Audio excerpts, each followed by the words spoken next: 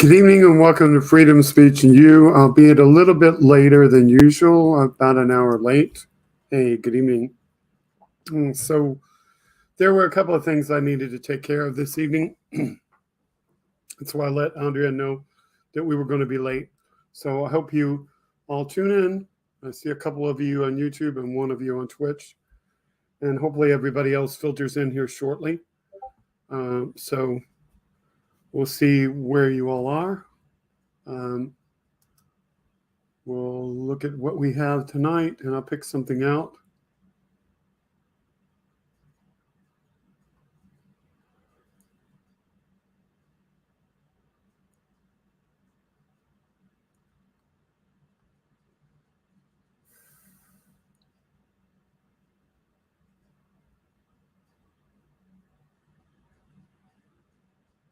I think I'll start with this one. A lot of people would start with their best topic to get you to tune in, but I like to start with things that maybe people have seen enough of already, maybe not.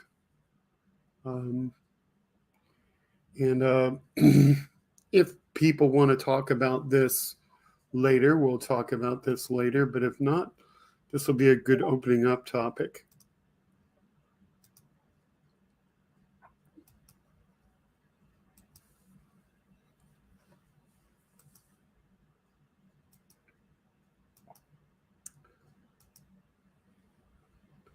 For those of you who have not been in a coma, you know what's gone on this week with the missing Titanic submersible. I think it's called Titan. And there were a lot of things to talk about regarding this, maybe, if it was still a topic of discussion, but it obviously came to a close once they realized that it had blown apart. Very tragic ending. But what this article in the New Republic was about was that the missing Titanic sub once faced massive lawsuit over depths it could safely travel to. Court documents reveal a former OceanGate employee had filed several safety complaints over the tourist submersible, and then he was fired. So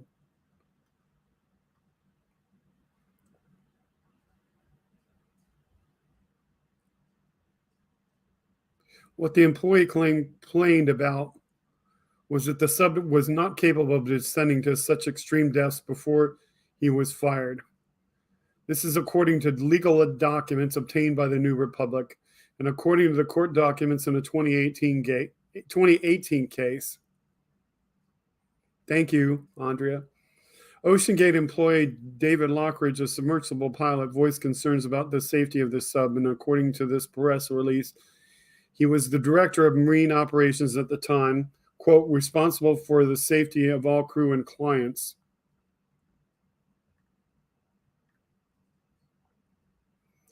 The concerns he voiced came to light as part of a breach of contract case released related to Lockridge refusing to greenlight man tests of early models of the submersible over safety concerns. He was fired, and then OceanGate sued him for disclosing confidential information about the Titan submersible. But in response, he filed a compulsory counterclaim where he alleged wrongful termination over being a whistleblower about the quality and safety of the submersible. In his counterclaim, he alleged, rather than addressing, hi, good evening, Kelly, and good evening, Andrea. Rather than addressing his concerns, OceanGate instead summarily terminated his employment in efforts to silence him and to avoid addressing the safety and quality control issues. Counterclaims said that, given the prevalent flaws in the previously tested 1/3 scale model and the visible flaws in the carbon end samples for the Titan, Lockridge again stressed the potential danger to passengers of the Titan as the submersible reached extreme depths. The constant pressure cycling weakens existing flaws, resulting in large tears of the carbon. Non-destructive testing was critical to detect such potentially existing flaws in order to ensure a solid and safe product for the safety of the passengers and crew. The counterclaim also details a meeting at OceanGate's Everett, Washington facility with engineering staff where several individuals had expressed concern over to the engineering director. The OceanGate CEO, Stockton Rush, asked Lockridge to conduct a quality inspection of the Titan per the complaint. Now, as you know, Stockton Rush was one of the people that was on board who was lost when the craft blew up and imploded, not blew up, imploded, and the water and separated. Good evening, Nick Rich. Good evening, WW. Over the course of the next several days, Lockridge worked on his report and requested paperwork from the engineering director regarding the viewport design and pressure test results of the viewport for the Titan, along with other key information.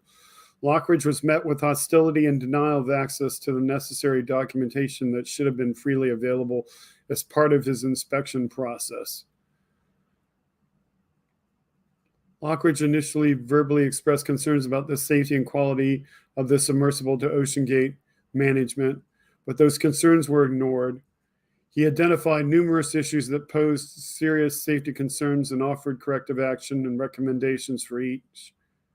He was particularly concerned about non-destructive testing performed on the hull of the Titan, but he was repeatedly told that no scan of the hull or bond line could be done to check for delaminations, porosity, and voids of sufficient adhesion of the glue being used to the thickness of the hull.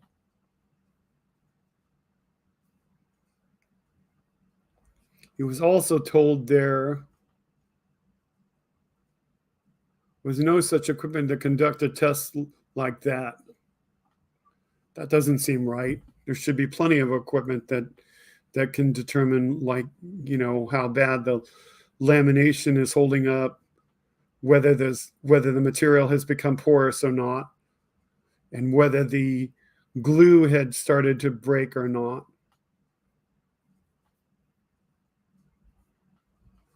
The reality is, if the government was doing this to build a submersible that they were going to put people in that were military, they would have to run a series of tests on it. They would have to put it in a pressure test tank. They wouldn't just be able to just use it.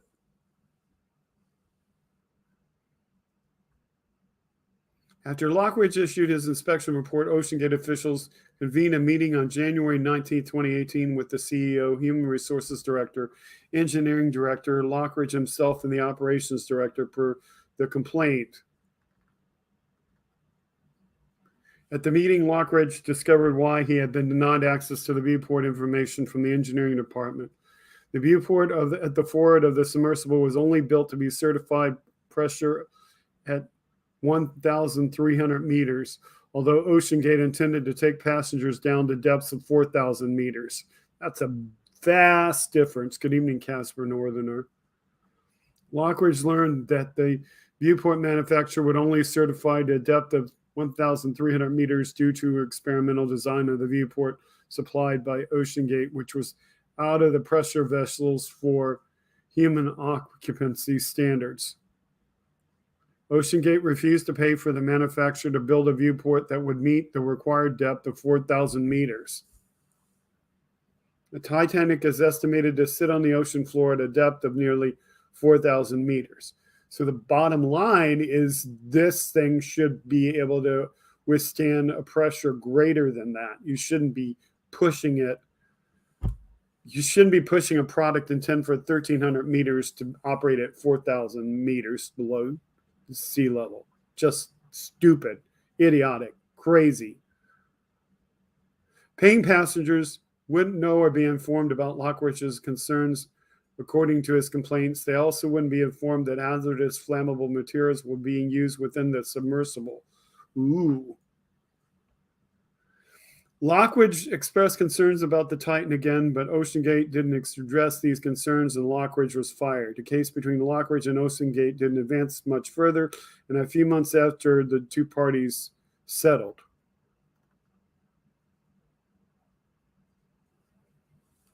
And then the rest of the story gets into the detail of how much had searching been done by the time of this article, whereas, and yes, this article is, do we have a date on? Okay, so this article is from June 20. So the article is from 5 days ago, before the debris of the submersible were found.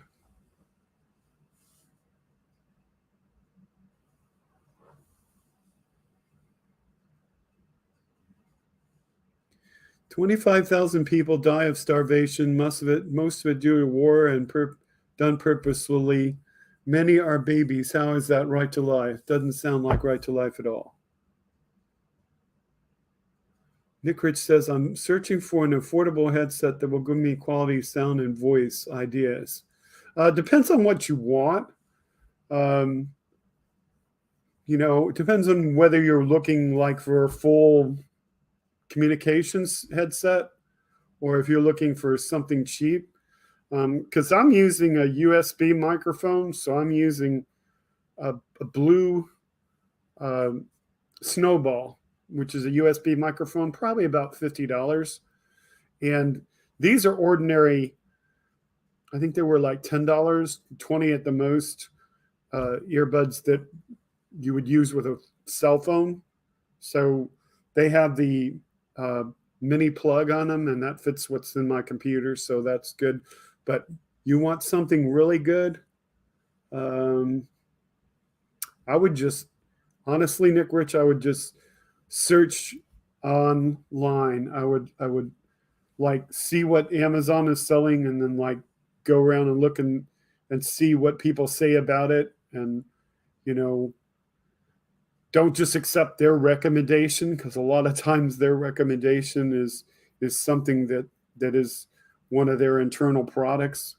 One of the things that I have about Amazon is I always like to buy things that are fulfilled by Amazon, so that way I know I'm going to get it at a certain time versus buying from a foreign seller that you don't know if you're going to get it within 30 days or 90 days or at all.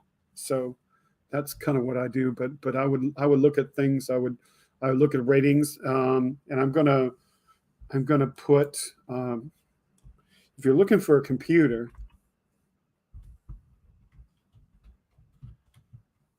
I would look for this website. It's called Tom's Hardware, and I would look at that for recommendations. It's usually pretty good. And if you're looking for a phone, then I would look at this website. So phones and mobile devices, I would look at maybe things that are on Phone Arena. There are plenty of places where you can find reviews. CNET has reviews.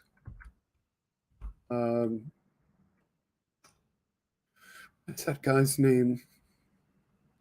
Oh, there's a lady, KIMCOMANDO, Kim Commando, and there is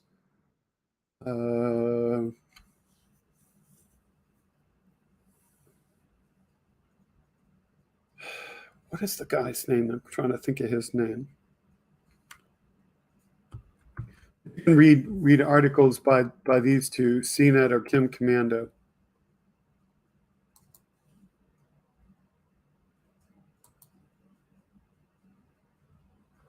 And I didn't mean to capitalize that I in Kim. It's just KIM, Commando. COMANDO. You can search those things. Or you can ask 5 eggs. Yeah. Get the most expensive stuff probably you've ever seen.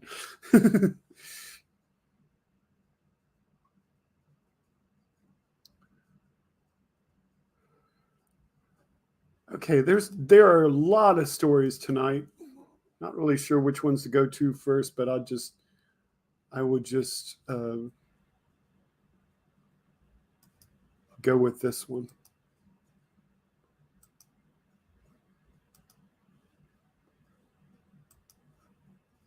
So this one kind of made me interesting to me. Spencer Roach says it's time for the legislature of Florida to write a new Florida constitution. But such a document would have to be approved by the voters. But he thinks it's time to adopt a new Florida state constitution. He's a North Fort Myers Republican. And he was participating last week with the Real Estate Investment Society in Lee County. And he proposed the idea of adopting what would be Florida's 7th constitution. The main thing, Nick Rich, though, is it really your headset that wasn't working? Or is it just that you're using a computer or a device with too many apps open? Because you have to be really careful. You can have a good internet connection, but if you have Twitter open, if you have a computer and you have Chrome and you have a lot of browser add-ons, you have to do a speed test to see how much speed you're getting out of your computer. Because I don't know what your internet speed is, but let's just assume that your internet speed is 30 megabits down and 6 megabits up. You could lose a significant amount of your upgoing megabits just by having Twitter open or having too many things installed in your browser that are busy running checks to see if you're going to use these things and open a PDF file and all that sort of thing. So you really need to run a speed test to make sure you're getting all the speed that you're paying for. There will be running a Zoom application will eat some of your speed, yes. And I would recommend not being on a slow internet connection unless that's all you can get. So I wouldn't be on like a 25 or 30 megabit connection with 6 megabits up. I would try to be on a 300 megabit connection so that you get 300 up. And then if you really have to have Twitter open when you're doing stuff and you have these other things open because you want to be able to open PDF files, if you have 300 megabits down and 300 megabits up, and you're not getting at least 50 megabits up while all your stuff is open, then you need to look at what you have on your browser because you're just throwing away your uplink speed. That will make your audio bad. If you're throwing away your upload speed and you're not getting decent upload speed, you will not be able to use Zoom and talk on it. Because that's what will make your audio sound terrible. And if you're using, and I don't know what you're using, but if you're using the minimum laptop from Dell, for instance, doesn't matter if it's Dell's or somebody else's, don't use that with Zoom.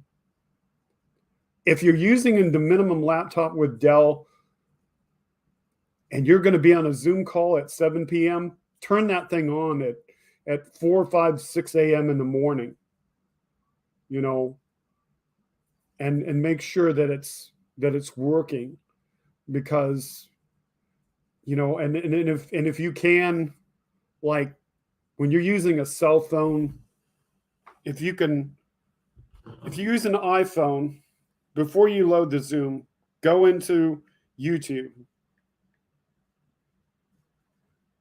because YouTube is an easy app to open. Go into YouTube,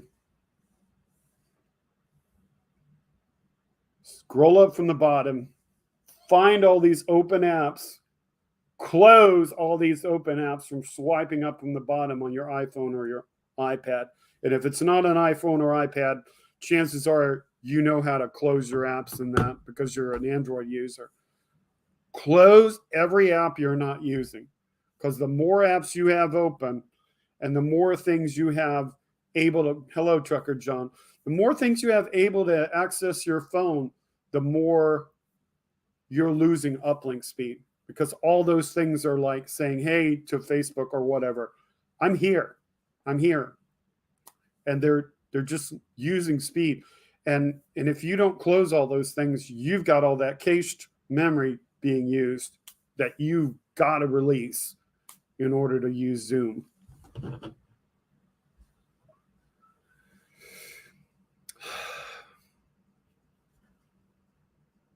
Okay, so this dude is like getting upset because he says the number of times that the current Florida Constitution has been changed since its adoption in 1968 shows the need to start fresh. Really? I mean, this is fascinating to me that this Republican thinks that because the Constitution's been in existence since 1968, that it needs to be refreshed. What exactly is in the Constitution that he doesn't like in the state of Florida? And more importantly, this is a guy in the same party that's constantly saying, oh, you can't touch this. The Constitution was perfect when it was written in 1776 and slightly amended since then. Don't change anything. Don't add anything. But now this dude wants to change anything. And more importantly, this dude is speaking at the Real Estate Investment Society. And I don't mean to be mean to realtors, but anybody that's dealing in real estate is dealing in making money. They're dealing in making money. And whenever one of those people wants to modify something, it's usually because they want to make more money. Anyway, he says it's time. He says the Florida Constitution has been amended 144 times in 55 years. That's an average of 5 amendments every election cycle. So he thinks that there should be more amendments per election cycle. This is totally contrary to the way that conservative Republicans, and I don't know that he is one, usually think. They usually do not want to add amendments to anything.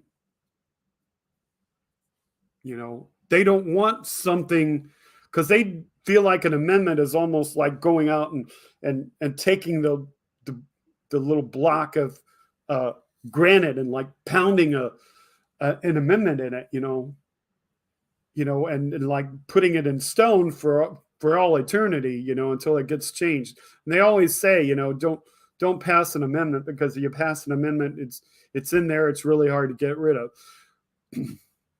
But he goes on, contrast that with the U.S. Constitution, which only been amended 27 times in 35 years. That indicates a deeply flawed document that served its purpose, but is in desperate need of revision. So this dude would, if he could change Florida's Constitution, he would probably get in to, being a U.S. representative and want to do the same thing. The article goes, of note, the current Constitution stood longer than many that preceded it. Florida's first formal Constitution was approved by voters in 1938. This, according to Florida State University records, lasted until Florida seceded from the Union in 1861 and adopted a new constitution under the Confederacy. So you'd have to know the particulars, like to know like how much was changed due to the Confederacy and how much was changed back. But obviously, when the Civil War was won, Andrew Johnson annulled the Confederate document. Florida adopted a fourth constitution during Reconstruction in 1968 that largely replaced many elected offices with appointed ones. In 1885, Florida adopted a constitution that remains the longest lasting one in state history. Take that, the longest lasting one in state history, longer than any of the other 49 states, that restored many elected offices but limited terms and allowed for multi-member districts in the legislature. The document lasted 83 years. In the wake of the civil rights movement, the state adopted a new constitution in 1968 that remains in effect today. So this, If I were just guessing, I would say that he doesn't like what's in there from 1968. He says the documents run its course. He called for this rewrite earlier this month on Twitter. The Secretary of State posted a link to Florida's original constitution in the state archives. And he thinks that the existing constitution should be filed there. So he wants to massively change everything. He wants to rewrite everything. So he's not happy with anything in it. So you just have to wonder, what would the consequences of this be? And he wants to do this while the Republican legislature holds the House and Senate. But he does understand that it'd have to be approved through statewide votes. So they can't just do this. They have to get the people to approve it. The problem is a lot of the people don't read what's in it. They will just simply listen to their Republican or their Democrat and vote whichever way. He says it will be controversial, but we have a super majority and we need to act now. So you can imagine what he wants to put in there. He probably wants to put a bunch of Republican things. And he figures that if the voters don't like it, he says they'll just disapprove it and we'll just go back to the status quo. Not exactly, because you will have awakened the voters on both sides to the idea that you want to do this. So you're either going to get the Republican voters to be like eager to change things and upset that things didn't change, or you're going to get the Democrats livid over the things that you probably tried to change. He talks about term limits, setting boundaries on executive powers. Fascinating. He wants to set boundaries on executive powers right after his cohorts on the Republican side gave DeSantis the ability to continue to run for president without having to leave office, a thing that he did not have prior to this year. And he wants to revisit the structure of the Florida legislature. To me, that's code word for, I don't like the way that the legislator is carved up. I want to recarve the legislators so that I can, get more Republicans in there. Maintain the majority. Just my guess. The article asks, but what are those amendments approved by voters over the past half century? And he said the new Constitution may or may not include some or all of the amendments previously approved by voters. You can expect that he's going to carve everything out that he doesn't want. And if he doesn't do it, his cohorts will. Regardless, he believes implementing legislation and enacting past amendments will remain in place unless the Florida legislature repealed it.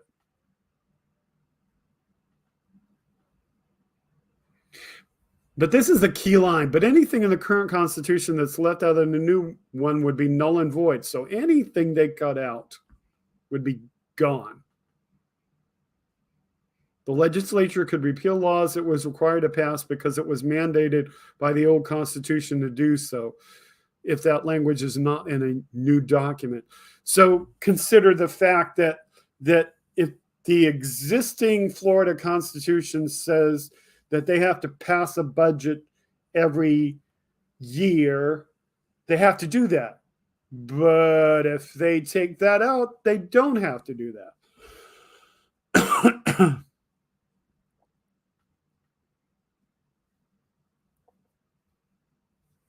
Lawmakers have often expressed frustration with the amendments to the Constitution.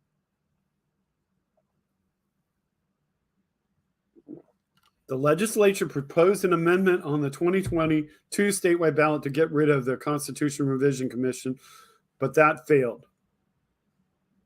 They've led They've enacted numerous restrictions on citizen-led efforts to change the Constitution, a process that now requires a 60% supermajority of voters to support a measure on the statewide ballot.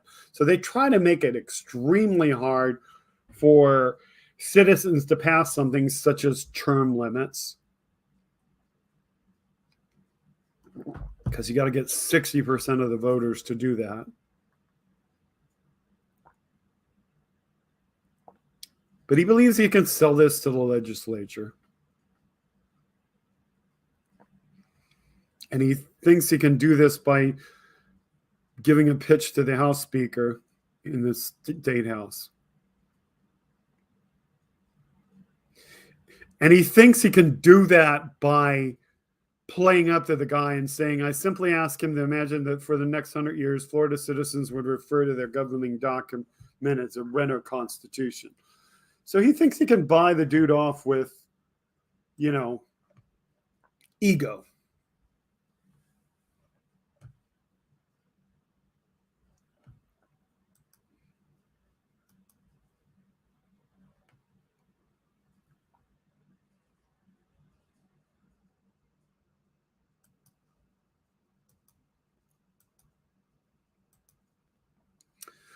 Something that worries and concerns those of us in Florida. Poll shows Ron DeSantis is GOP's best bet against Joe Biden.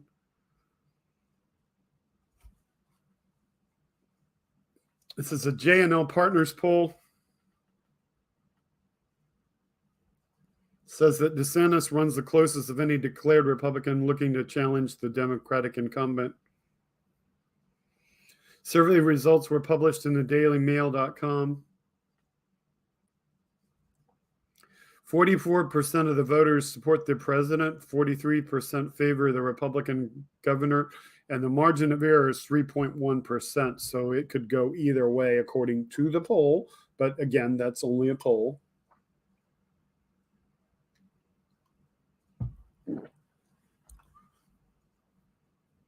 They only surveyed 1,000 people, though.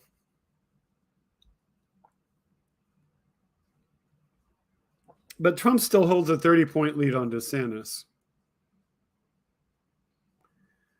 In a head-to-head against Biden, Trump doesn't do as well as DeSantis. The Democratic president leads the Republican former president by a 46 to 44% margin. That's still within the margin of error. And the poll finds critical independent voters have a distaste for Trump.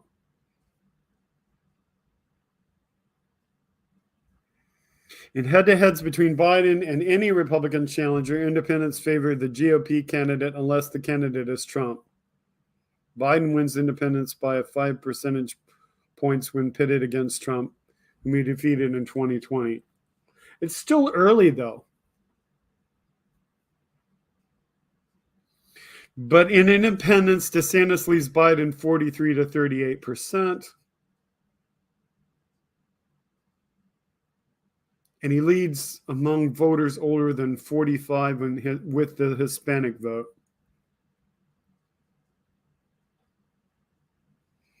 DeSantis, however, isn't alone in taking the independent vote in a one-on-one with Biden. Independents also favor former Vice President Mike Pence over the Democratic incumbent 38 to 32.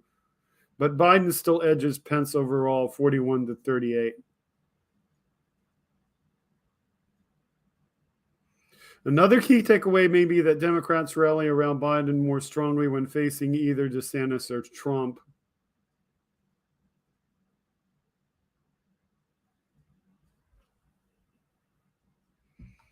But the Florida governor appears to be the Republican candidate, striking the greatest balance between holding together a Republican base and appealing to independent voters unhappy with the current administration.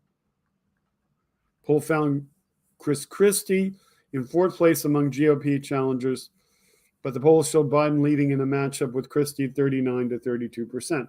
Again, though, it is very early, and polls are polls. They're not actual votes. So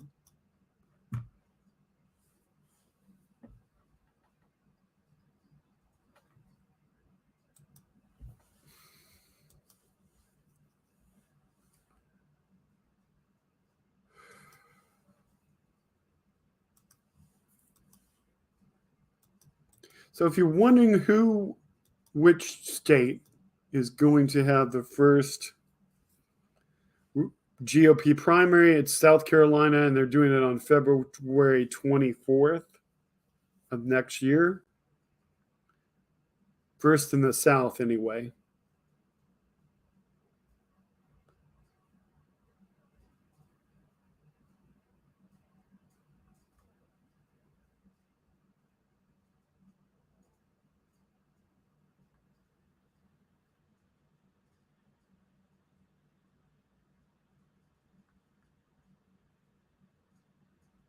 Last year, the RNC voted to maintain the voting order with Iowa and New Hampshire, South Carolina, and Nevada going ahead of other states. By setting South Carolina's vote on February 24, Walker told the Associated Press that candidates would have more time after Nevada votes on February 6 to focus on their attention of the state. So South Carolina is not the first, it's just the first in the South.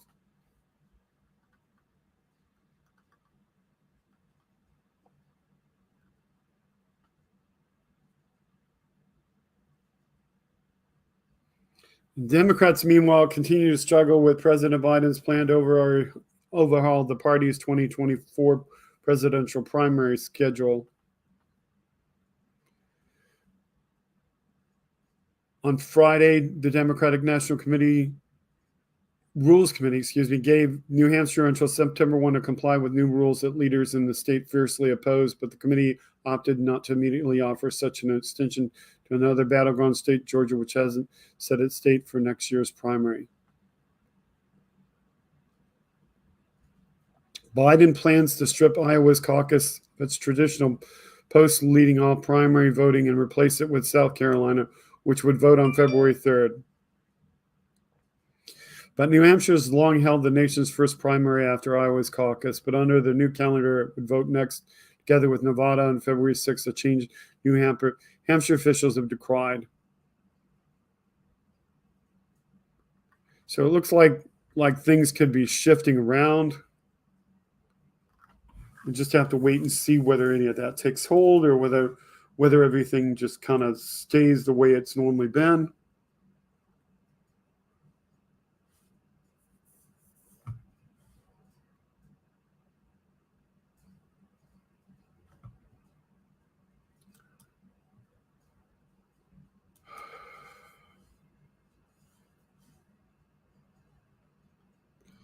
Ron DeSantis is out there talking.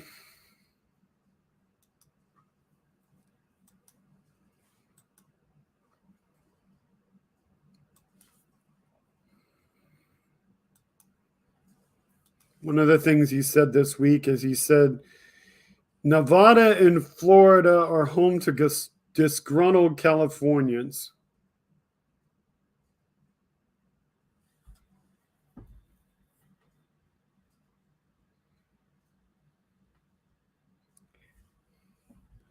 So he says, it's actually kind of new for us. Y'all have been having that for many, many years. So he must be talking about Nevada. Leave it to Governor Ron DeSantis to find common ground between Nevada and Florida. He says, we are both areas that receive a lot of disgruntled Californians. And it's actually kind of new for us. Y'all have been having that for many, many years. I'm repeating myself. It was born and raised in Florida. I don't think I ever saw. Yeah, that's right, Ron. You don't think. I don't think I ever saw a California license plate all the time I was growing up. And why would you? I mean, they've got great stuff there. Watch out, California. He's looking to take your great stuff. The governor will see some of that great stuff money when he heads to the Golden State. So what day was this article written? I don't know. It might say at the bottom. He may have already been there. Republican presidential candidate will attend several fundraising events, including a breakfast in Sacramento, and the cost of attending is $3,300 for attendees. But while he's courting California and Nevada, trying to say that Californians are going to Nevada or to Florida, California and Nevada have one thing in common. Both states' Republicans preferred Donald Trump in the polls. This is according to Emerson College poll. And it's the worst poll results for the governor. He trails Trump in the 2024 presidential primary race 53 to 19%. He appears to be facing competition for second place.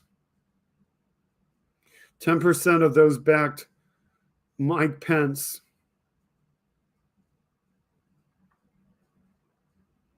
So even if you put his 19% and Mike Pence 10% together, that's 29% of the people in the poll, and 53% of them still want Trump.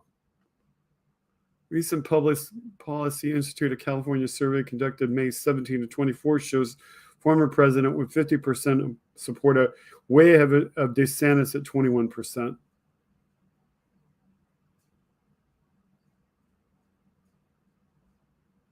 In Nevada, where DeSantis has previously said he was ballot harvesting, the polls tell a similar story, with the governor more than 30 points down in recent surveys.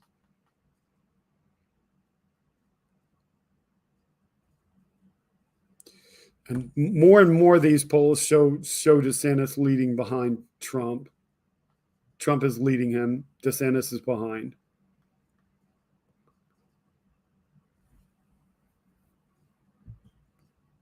Nikki Haley in the Vote Text survey conducted by Nevada newsmakers, she only had 5%. Never back down. DeSantis' supportive super PAC has targeted Nevada with mail explaining why the then undeclared presidential candidate should be the next Republican nominee. Never Back Down's pieces extolled the governor's blue-collar backbone forged with steel and honor, courage, and commitment. Oh, my God. Give me a break.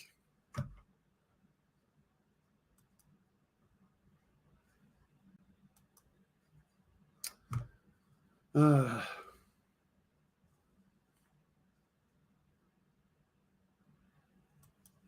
think this is probably more of the same. Yeah, this one just talks about DeSantis's poll numbers also. So that's not much reason in showing that. Last week, Wes sent me some stuff on Facebook, which was a YouTube video. And this is Republican Tim Scott on The View.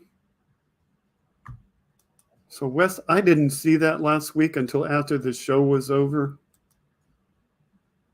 So that's why we're covering it this week. But this is Tim Scott on The View. It's now from 2 weeks ago. Tim Scott on if Republicans have gone too far with some bans. So we're going to listen to this video. And I'm going to take myself out. Hi, we're back. Oh, we're arguing over here still. I apologize. Huh? So we were still arguing over here. Oh, well, that's okay. I thought it was argument, but it's discussion. Anna's got the first question. Thank the Lord. I had forgotten I was here. Listen, Yes, ma'am. first of all, I welcome your entrance. So I'm going to stop that to make sure that ABC Disney doesn't go after me for copyright and do fair use. But you saw that they were like talking on the other side of the desk and not even paying attention to what Whoopi Goldberg was saying. Interesting, you know. So let's see what the question is that gets asked. So let's see. Into the race because I live in Florida and I am sick of manufactured culture wars and the spread of hatred and division for the purposes of politics. And I hope you take Ron DeSantis on because what he is doing is hypocritical, it's not conservative, and it is sickening. So that being said, this year, Republican legislators across the country have introduced nearly 500 anti-LGBTQ plus bills, So I'm going to stop it again. I'm going to make sure that we stay within the fair use. I personally agree with her. Ron DeSantis is not a conservative. He is a MAGA QAnon type. Definitely not a conservative.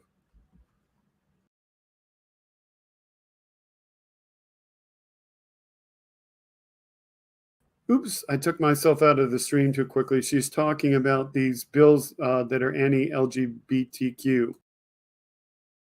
Including, as Nikki Haley said, the so-called Don't Say Gay bill in my state of Florida, which includes things like banning drag shows. They're banning everything. The AP African American Studies, drag shows, books, Disney movies. What can't they ban? This month, we are celebrating Happy Pride, everybody. And so a lot of Republicans Yes, happy Pride Month. tell me Ron DeSantis has gone too far. Republicans are going too far on this issue. Do you think Republicans are going too far? Well, I don't think that Republicans are going too far on some of the issues that you're underlining. The truth of the matter is that when you look at what's gone too far in the corporate culture is, in my opinion, the radical left making decisions to take stands against issues like the Georgia You state think Disney election is law. the radical left? Well, I'm talking about No, but do you think Disney is radical left? Well, I think Disney and Ron have been in a combat zone for a number of months over what I thought was the right issue as it relates to our young kids and what they're being indoctrinated with. I thought he started off on the right foot on that issue. It is 100% No, not here. So he wants to agree with Ron DeSantis, and he thinks that the indoctrination comes from Disney. No, dude, indoctrination comes from your party. 100%. I'm sorry, sir. Do not boo. This is the view. We accept we don't have to believe everything people say, but you cannot boo people here, please. You cannot do it. Please continue.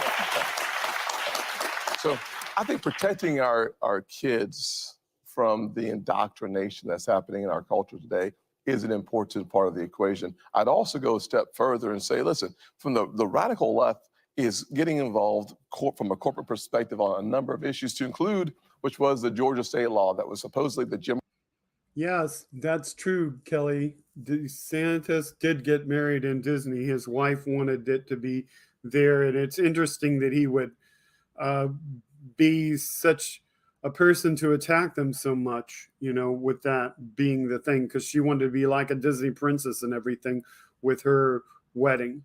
Jim Crow 2.0. And the fact of the matter is that when we look at the results of the last election, what we saw was not Jim Crow 2.0. What we saw was an actual record-breaking number of African Americans not only voting, but also succeeding at the ballot box. Do you think weaponizing government against the private sector, against private businesses for exercising their First Amendment right to say something, to have an opinion, is a conservative position? I do not. I think that the fact of the matter is that the First Amendment, every single person should exercise their First Amendment rights. If they don't like what's happening with the corporation, stop shopping there. Exactly. That's right. Yeah, and that's what we're going to do right Mickey now. Mouse is not radical. We left. say thank Mickey you for Mouse is coming today. Delta, Representative Tim Scott, we appreciate you coming today. That's what. So interesting, you know, he definitely toes the party line on everything. I mean, he just toes the party line.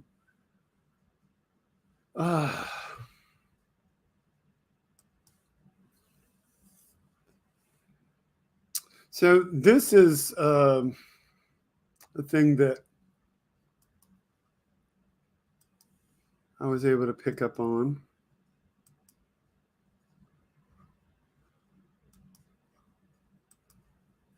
Hopefully I can show you this. See if I can make that bigger.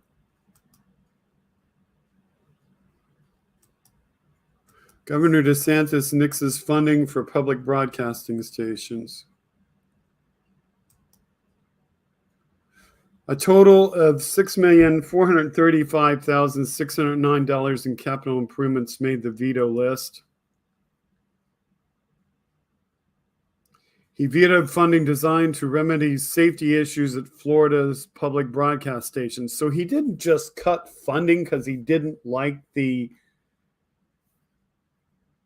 programming. He cut funding that remedies safety issues.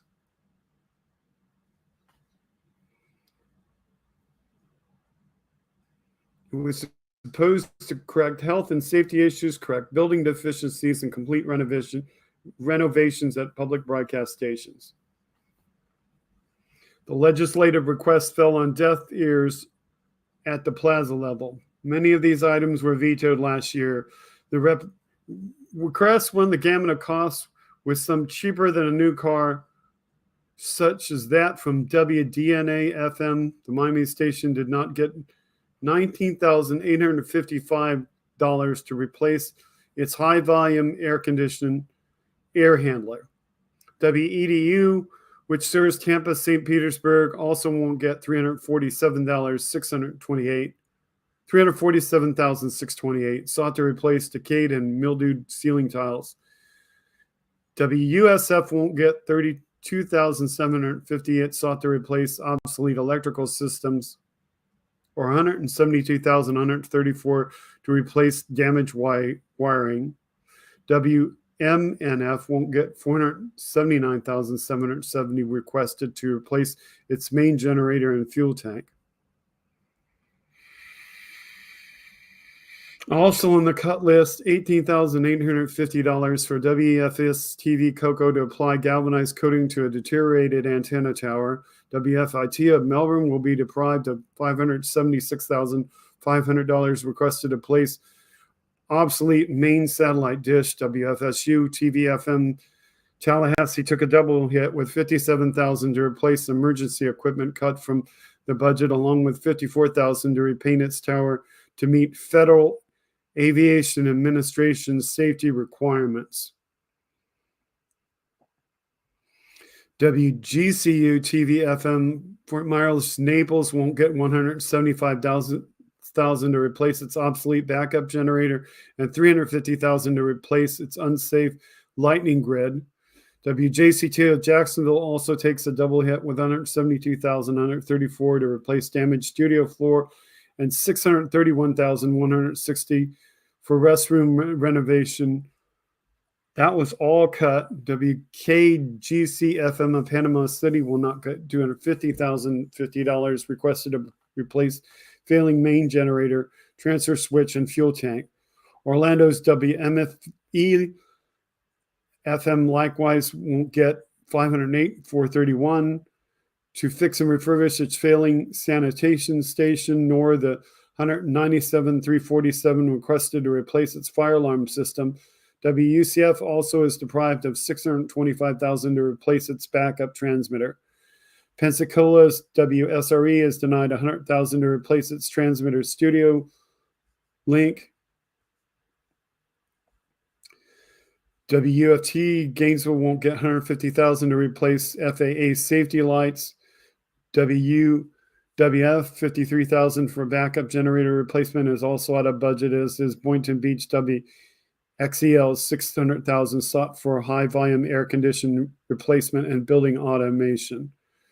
So all of these stations are PBS, and if you're not familiar, in a lot of cases, a PBS station, whether it's a TV station, FM station, AM station, a PBS station from many, I mean, there are backups besides that, but a PBS station in many respects is the way that emergency messages even get around. So if you're not providing backup generators for stations, what you're basically saying is when the power goes out during a hurricane, those emergency messages that people rely on may not get around to tell people that they're about to be hit by a hurricane or a tropical storm or a tornado or flooding. So, yeah, really, really dumb thing to do, to not pass that legislation, not give that money. It's really just Ron DeSantis being petty and saying, hey, you know, if I can cut funding for anything that has to do with you know, the liberal agenda in his eyes, I'll just cut it. I don't care whether it hurts people or not.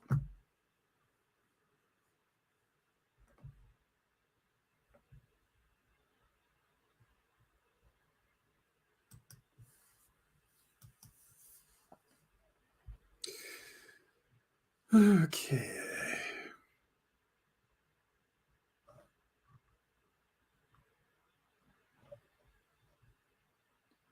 So this article was June 19th.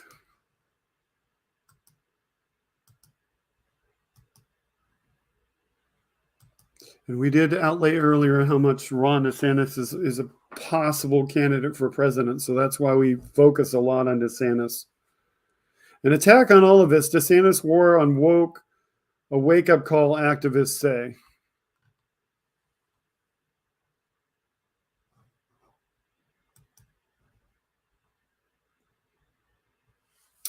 A single word has propelled much of Ron DeSantis' policies and presidential campaign: woke. And he's reportedly said things like, Florida is where woke goes to die. It's a word conservatives use to refer to values and initiatives they deem progressive. It's a staple word for DeSantis. And he put it in the act that he signed, the Stop Woke Act, which restricts how race is discussed in schools, colleges, and workplaces. But advocates gathered in Tallahassee on Juneteenth, Monday, June 19th, to bash the governor's use of the term and fight policies that have sprung from it. Reverend R.B. Holmes Jr., pastor of Bethel Missionary Baptist Church, said at a press conference, "Don't you know we serve a woke Lord? The opposite of woke is sleep, and once you start sleeping, you will give in to these policies." Holmes vocally criticized the governor for multiple years. He's hosted press conferences in his church. And after stormy weather kept it proceeding as planned outside the Florida Capitol, many of those gathered left as soon as the press conference wrapped up, headed to their next stop. Tallahassee marked the second of 15 cities that would be visited this week by a mobile protest dubbed Stay Woke During Votercade, organized by Washington, D.C. based Transformative Justice Coalition alongside multiple partnering advocacy organizations, including Florida's NAACP. The activists kicked off in Jacksonville on Monday morning and are going as far as Miami. They're doing more than press conferences, evidenced by the sign behind the podium in Tallahassee reading "Free to Inclusive Homes, Ban Books."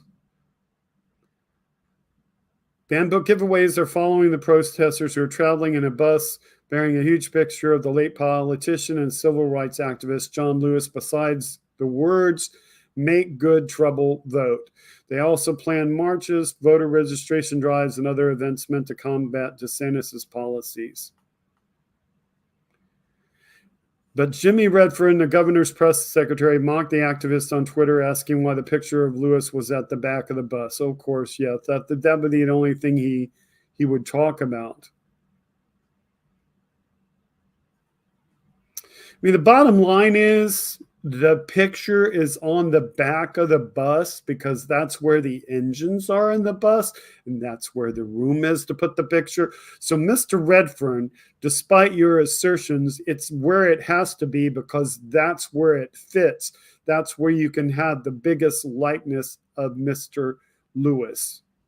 So, up yours.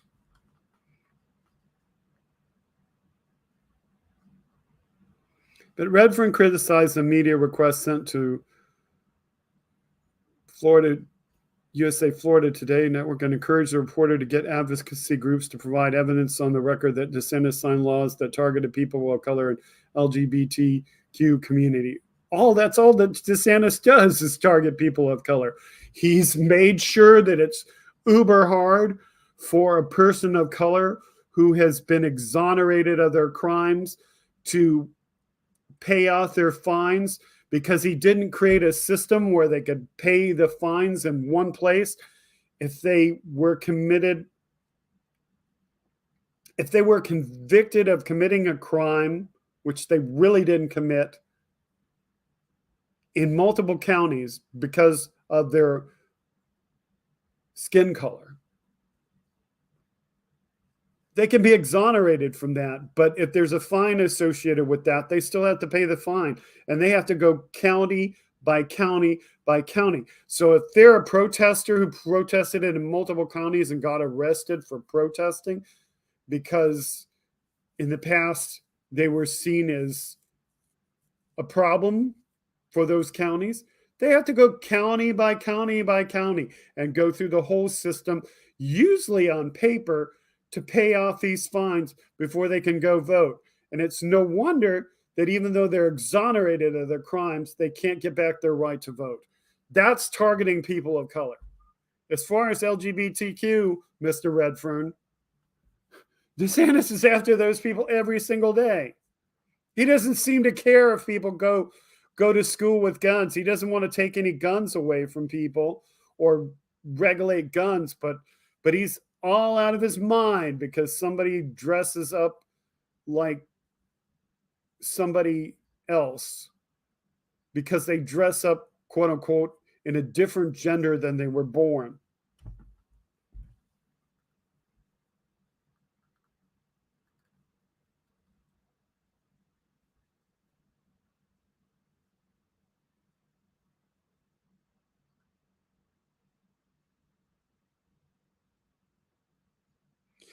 So these people were people from out of state, according to Barbara Arnwine, president and founder of Transformative Justice Coalition.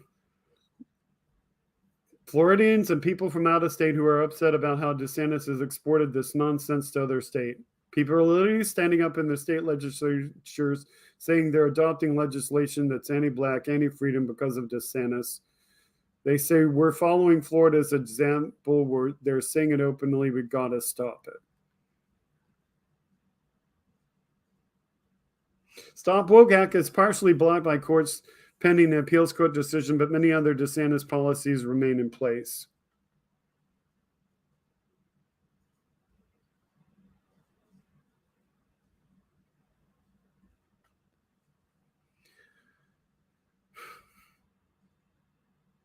A law in Florida has led school districts across Florida to pull or purge books from libraries. In rejection of advanced placement course on African American studies, parental rights education law dubbed Don't Say Gay by critics. A cascade of controversial legislation happened in 2023, and that law was expanded from that. From abortion to illegal immigration restrictions to legislation targeting drag shows, the LGBT community, and diversity, equity, and inclusion initiatives. Arnwine said it's an attack on all of us because the First Amendment applies to every single human being. If you allow for them to come for me in the morning, they'll come for you in the afternoon.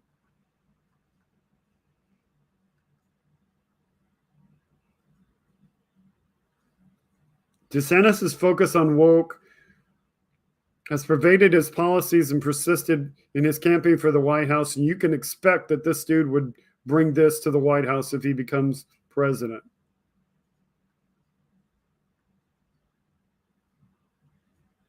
He says things like, we can't let our country descend into some type of dumpster fire woke ideology. That's not going to happen on my watch.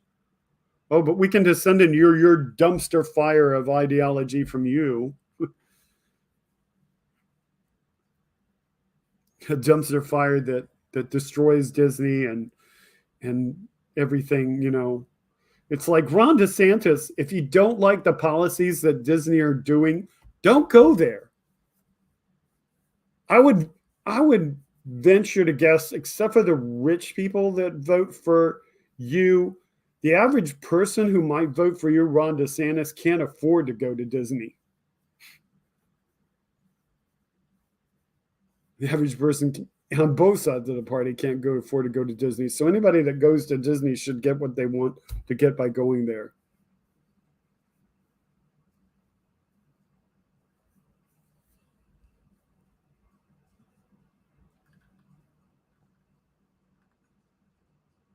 And there's the bus.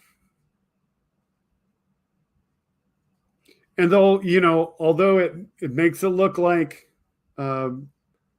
you could have this anywhere along the bus, I would venture to guess that somewhere in this, you can see out this part of the bus.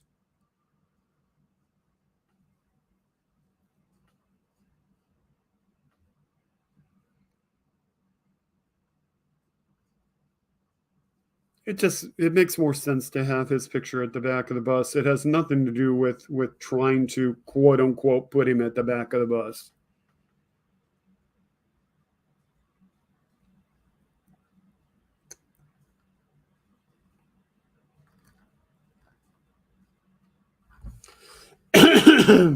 So that was the protest going on, traveling from city to city.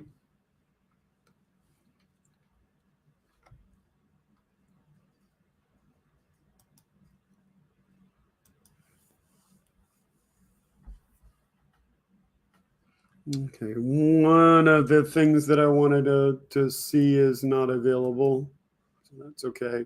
But it was an article about Florida migrant deportation to other states affecting the businesses. As you might understand, I mean, when you get rid of legally migrated people, you affect the number of people able to work certain jobs that will work those jobs.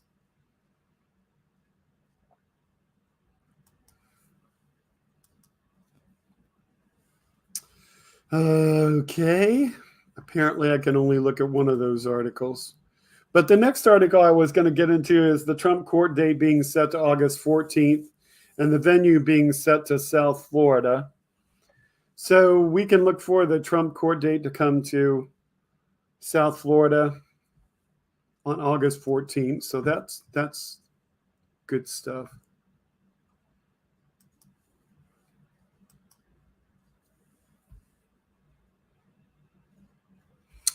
This one,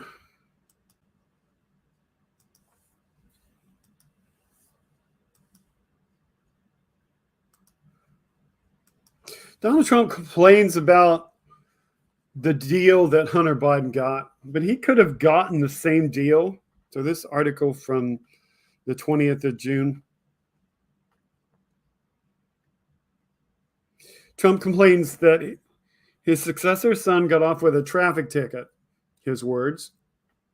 But he could have done the same if he'd have listened to his lawyers.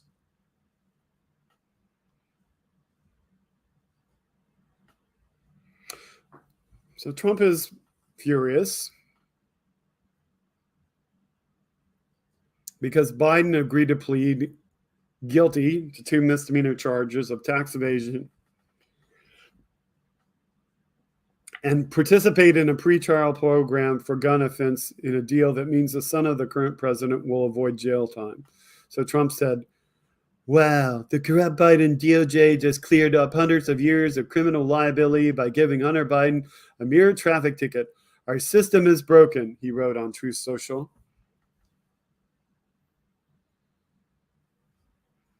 No crime, no case, election interference, he continued. This is just an extension of the line Trump has repeatedly deployed about the dozens of federal charges he faces regarding his alleged mishandling of sensitive classified material related to U.S. national security. He claims again and again that he's facing a political witch hunt, that the charges he faces are a smokescreen intended to remove him from the 2024 presidential race. And he claims, albeit incorrectly, that the real criminals are Joe Biden and his family. And he claims they're getting off scot-free.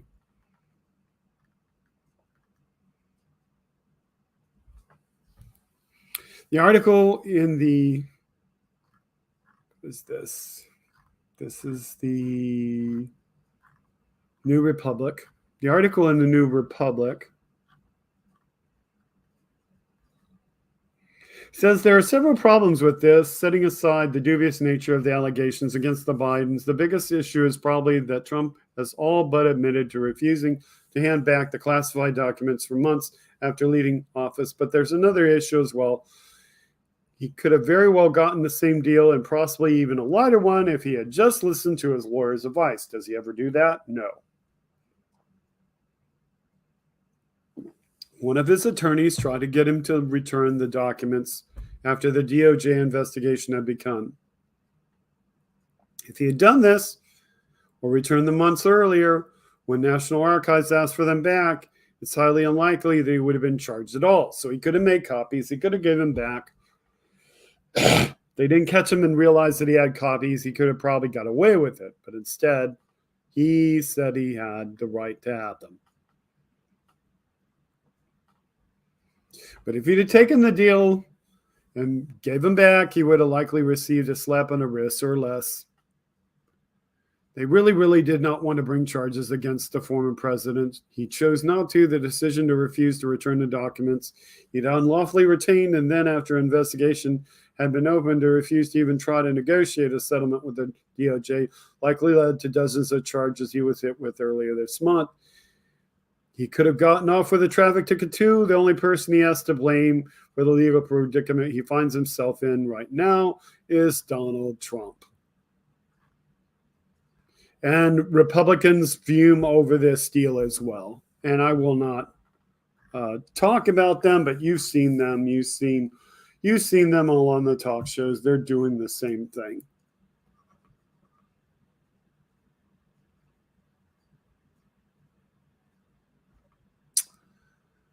I don't remember.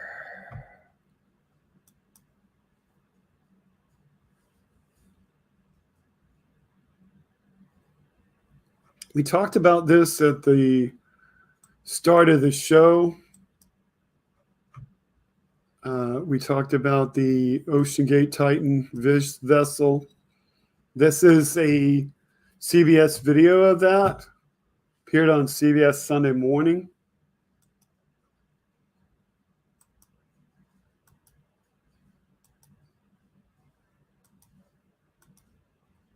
Again, it is very tragic what happened to those people. So, yeah, that makes it full screen. So let's see what the video has to say.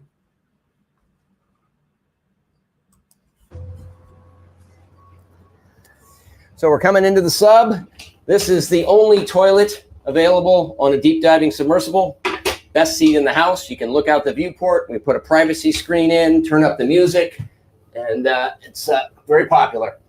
We have our control screen here, our sonar screen here, and we can put any image we want in the back. We've taken a completely new approach to the sub design, and it's all run with this game controller and these touch screens. So just flat out crazy that this thing was run with a game controller and touch screens, and it was so small, and they didn't do anything to certify that it was good for the depth. I mean, it's just so tiny and so small. If you want to go forward, you press forward. If you want to go back, you go back. Turn left, turn right, go down, go up. And it's Bluetooth, so I can hand it to anybody. And it's meant for a 16-year-old to throw it around, and super durable. We keep a couple of spares on board just in case. This is the second year we've been out to the Titanic. We went out. So they've been out 2 years in a row. I don't know if he details how many times. In 5 8-day missions. We did about 10 dives to the wreck site of the Titanic, and we did an So you did 5 8-day missions. That answers that question. extra dive on an undiscovered reef that we found. Stockton Rush is the CEO of OceanGate, a company that offers dives to the Titanic in a one-of-a-kind carbon fiber submersible for $250,000 per person. An experimental submersible vessel that has not been approved or certified by any regulatory body and could result in physical injury, disability, emotional trauma, or death. That's the document you signed to get on board this crazy thing. Just crazy. But this is what the CBS reporter did a year ago. Where do I sign? The sub has about as much room as a minivan. So this is not your grandfather's submersible. We only have one button. That's it. It should be like an elevator. You know, it shouldn't take a lot of skill. I couldn't help noticing how many pieces of this sub seemed improvised. We can use these off-the-shelf components. I got these from Camper. I mean, look how improvised it looks. And then just like, you know, things that he got for a camper and stuff and wiring exposed and all that sort of thing. I mean, it's freaking scary to look at it. World. We run the whole thing with this game controller. Come on! Slow down, it's just in front of us. Just we are in front of the anchor. Yeah. Oh my gosh. Here's Wanna the do bow, it guys. again, yeah. You guys see it? Look at that though, how it just kind of emerges out. Yeah. So, you know, just flat out spooky looking.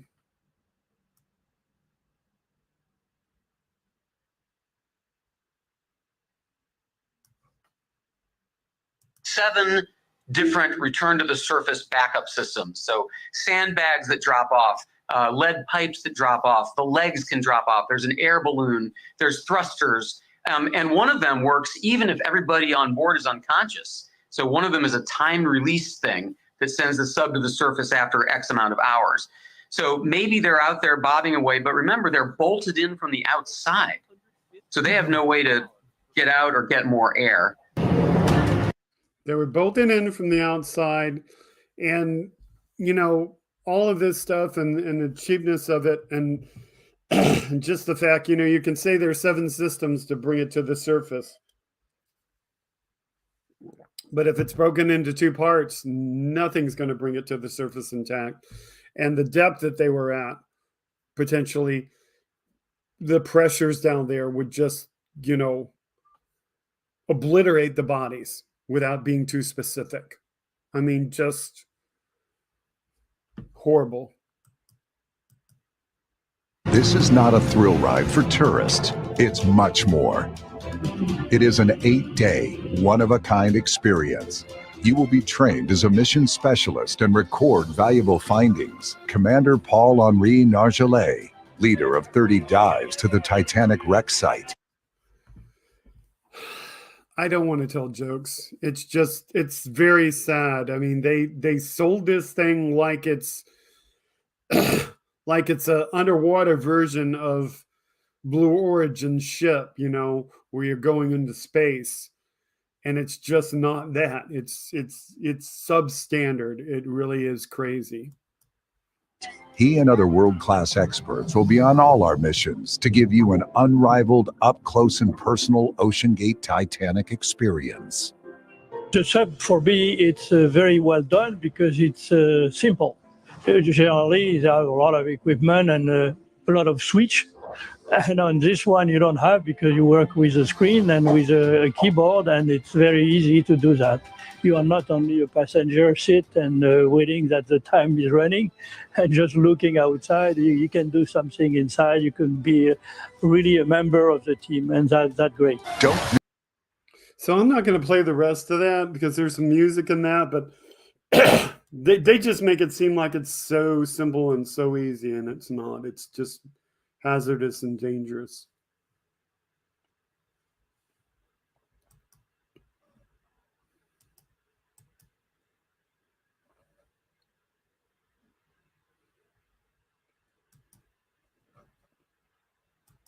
I had some more stories about that, but we covered it enough.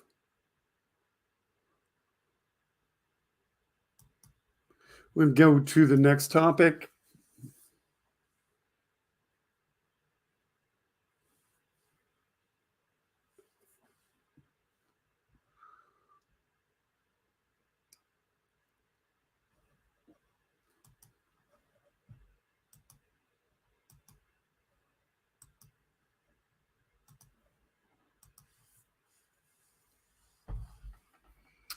Okay, this is a Twitter user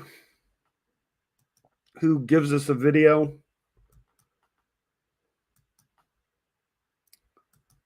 The Twitter's user says, I find it hard to articulate the immeasurable damage done by a president who was elected to serve all the American people.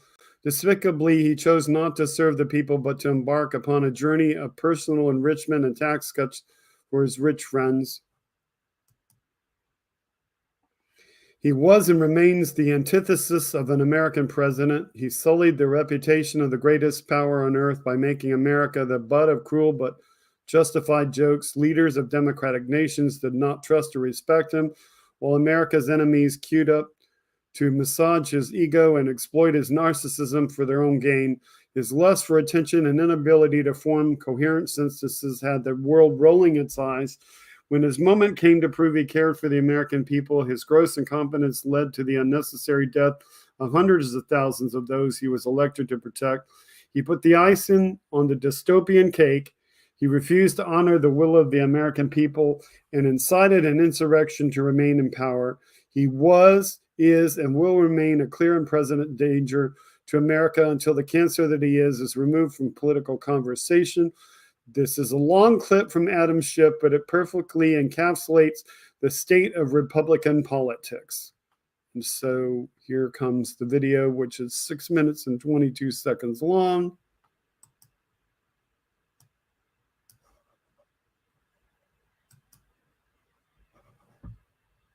To my Republican colleagues who introduced this resolution, I thank you.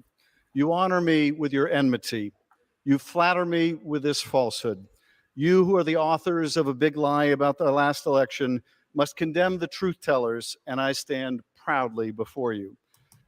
So if you're wondering what he's talking about, this is Adam Schiff talking about the fact that he was censured by the House, and he is being censured because he was the one leading the charges against Trump. And so he's basically telling them he's honored to be attacked by them. Your words tell me that I have been effective in the defense of our democracy, and I am grateful. And yet this false and defamatory resolution comes at a considerable cost to the country and to the Congress. At a moment when millions of people in our home state of California are unable to find a place to live or afford a place to live, Speaker McCarthy chooses to occupy the resources of Congress for 2 straight weeks on this hollow sop to the MAGA crowd. He offers nothing to those who are homeless or addicted to opioids or to millions of college students mired in debt, but this paltry distraction. Donald Trump is under indictment for actions that jeopardize our national security, and McCarthy would spend the nation's time on petty political payback, thinking he... So he also brings a point there. They're not doing anything to help the American people, that for which they were elected. They're so eager to get back at anybody that attacked Trump because they want to support Trump. They're not doing anything to solve hunger in the United States, bring more jobs. Not a single thing that they were elected to do. He can censure or fine Trump's opposition into submission. But I will not yield, not 1 inch. The cost to the Speaker's delinquency is high, but the cost to Congress of this frivolous and yet dangerous resolution may be even higher, as it represents another serious abuse of power. Donald Trump has threatened that any of you that defy him and vote against this partisan resolution will be met by a primary challenge. And he calls for my imprisonment. If a transient majority can punish and attempt to silence members who hold a corrupt president to account, there is no telling what further corruption of office will follow. And I say this to Speaker McCarthy and others who wish to gratify Donald Trump with this act of subservience or bend to his demands. Try as you might to expel me from Congress or silence me with a $16 million fine, you will not succeed. You might as well make it $160 million. You will never deter me from doing my duty. No matter how many false justifications or slanders you level against me, you but indict yourselves. As Liz Cheney said, there will come a day when Donald Trump is gone, but your dishonor will remain. This resolution attacks me for initiating an investigation into Trump campaign solicitation and acceptance of Russian help in the 2016 election, even though the investigation was first led not by me, but by a Republican chairman. It would hold that when you give internal campaign polling data and your polling data to a Russian intelligence operative, while Russian intelligence is helping your campaign, as Trump's campaign chairman did, that you must not call that collusion, though that is its proper name, as the country well knows.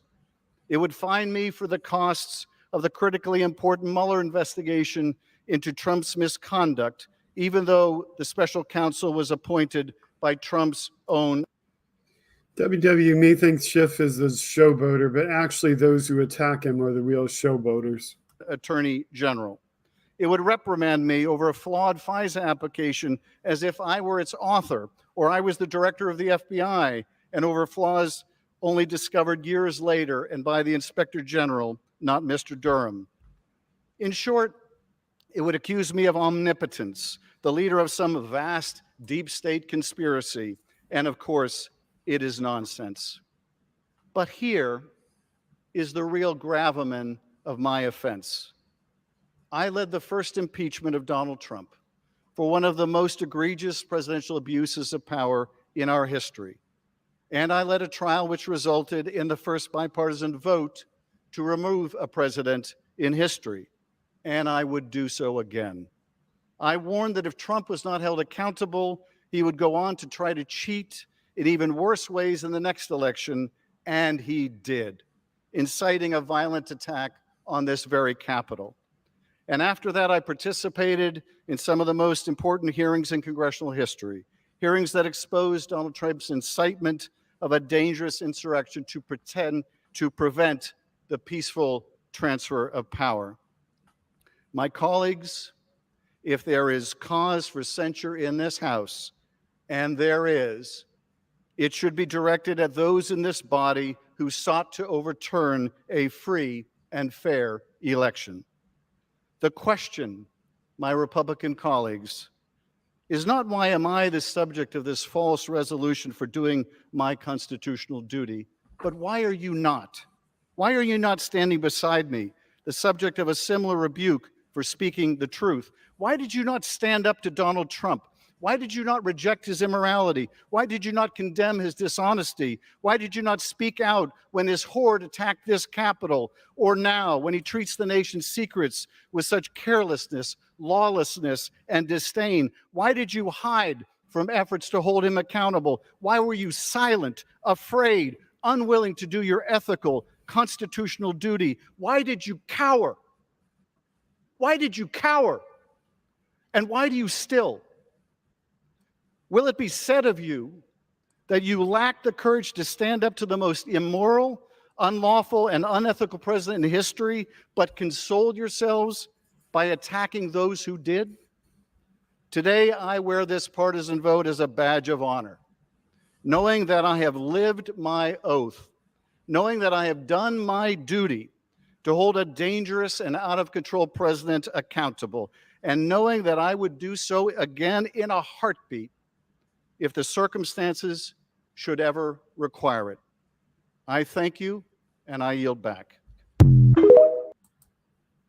So that was a really, really good speech. Really good.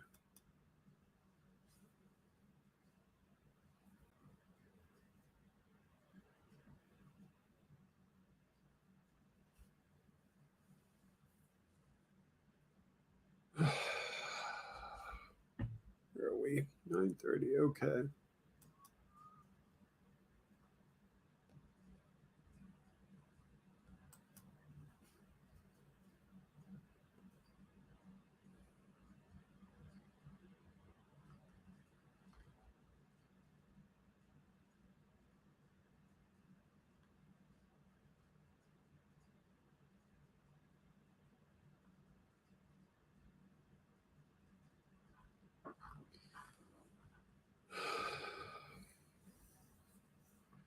I could go through that, but I guess we pretty much covered what the key part of that is. But I guess I could touch on a couple of things. I mean, obviously, you can tell from that video that they voted to censure Adam Schiff.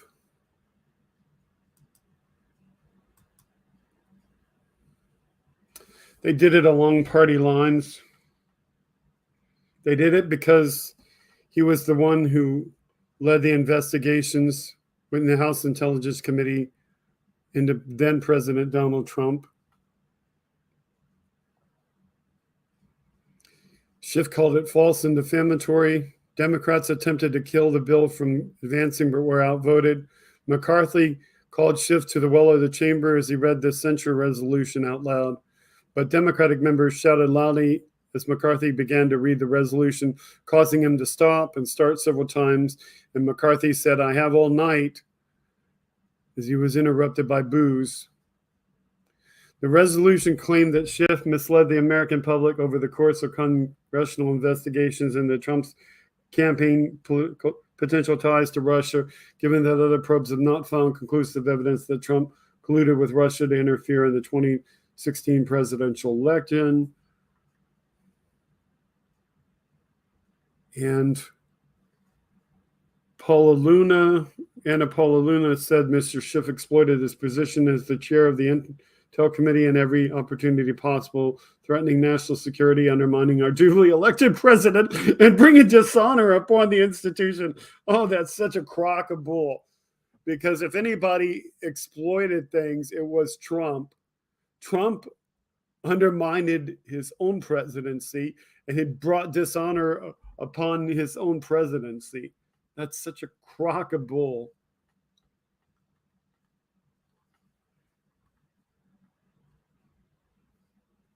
Luna was the one who spearheaded the effort to censor Schiff.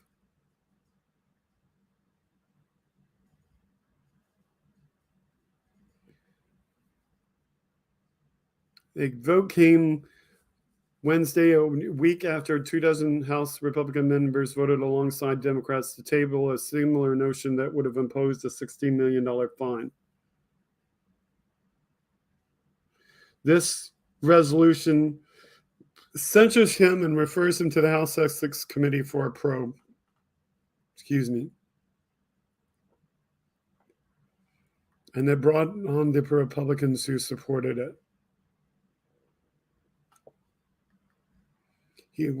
Schiff was the leading manager of Trump's first impeachment trial. He's running for Senate in California, and he's been fundraising off the possible censure. And then he got into his speech.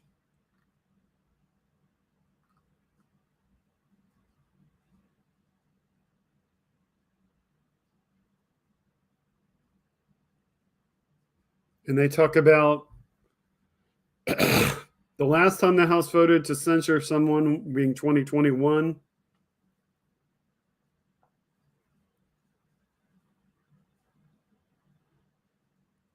When Arizona GOP Representative Paul Gosar posted an anime-style video on social media that depicted the killing of Democratic Representative Alexandria Ocasio-Cortez of New York.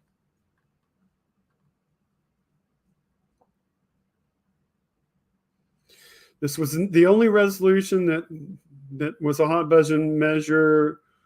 Marjorie Taylor Greene has introduced impeachment resolutions targeting members of the Biden administration. And Boebert has offered a privileged resolution to impeach Biden himself, but it's unclear when those would take place. So there were a couple of tidbits in that article that were worth reading.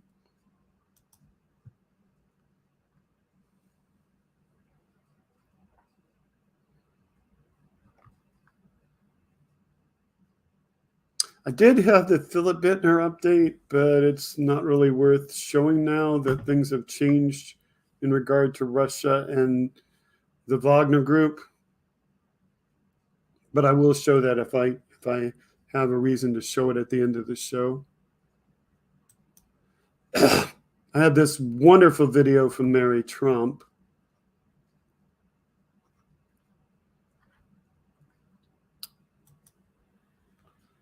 So I don't know that I can start this and restart it. So I may just have to bring it in and let it repeat,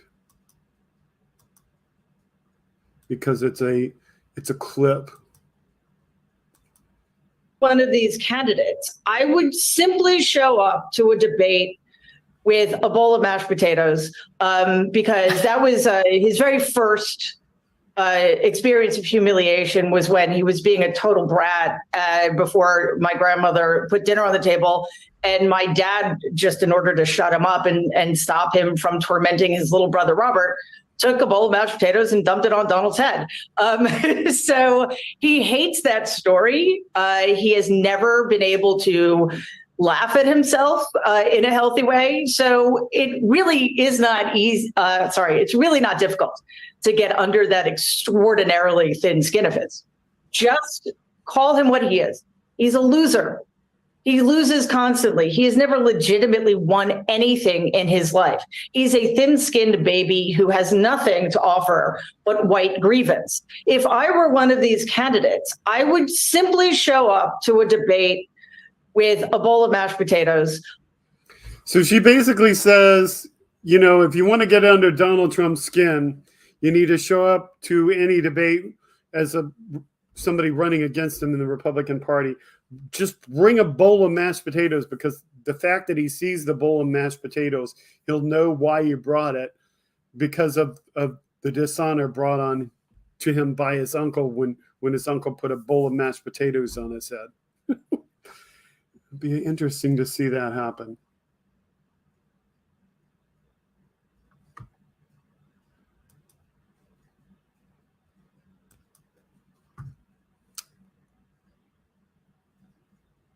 Carl Alessi shared this one. So many of you know Carl from Hal Sparks' show. One of the guys in the audience and one of the people working the show. So Carl Alessi says, Cousin It has a theory, and the thing says GOP senator floats conspiracy theory on Titanic sub and Hunter Biden. I hope we can read this one. I hope the Huffington Post does not block this. Senator Marsha Blackburn floats conspiracy theory on Titanic sub and Hunter Biden. That authorities found the missing Titan on Thursday was too much a coincidence for the Tennessee senator. You got a big ad in there. Marsha Blackburn. See if we can get rid of that ad. Hang on. Marsha Blackburn, Republican Tennessee, has appeared to suggest that an announcement of the fate of the missing Titan submersible was somehow planned to distract from accusations against the president's son, Hunter Biden.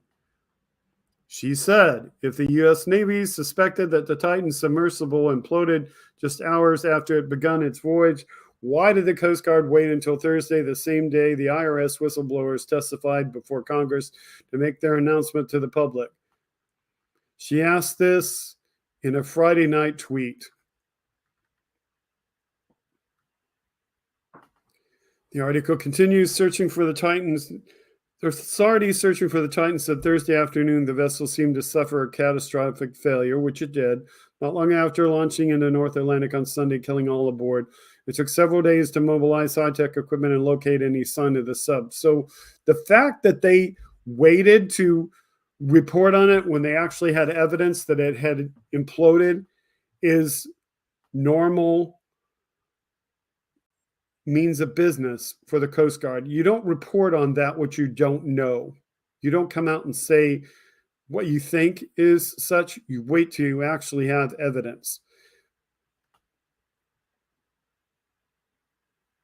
After the debris field on the ocean floor turned out to be remnants of the Titan, the U.S. Navy revealed that it had been detected what was likely the sound of the vessel imploding on Sunday, although the Navy said it could not be sure at the time. Well, they couldn't. They couldn't be sure. They had to wait to have evidence.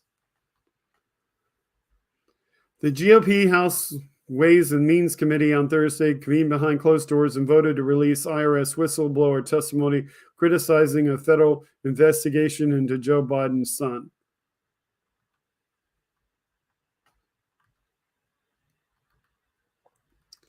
So this crazy lady thinks that the reason they released the news on Thursday is because they wanted to take the heat off Joe Biden's son. She couldn't be further from the truth.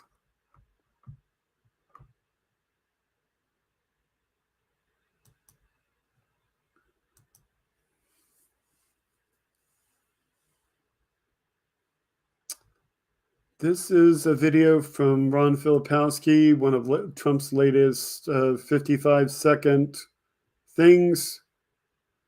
And Majestic Resists shared this and said, dude is out of his mind. So let's see what the Trumpster has to say.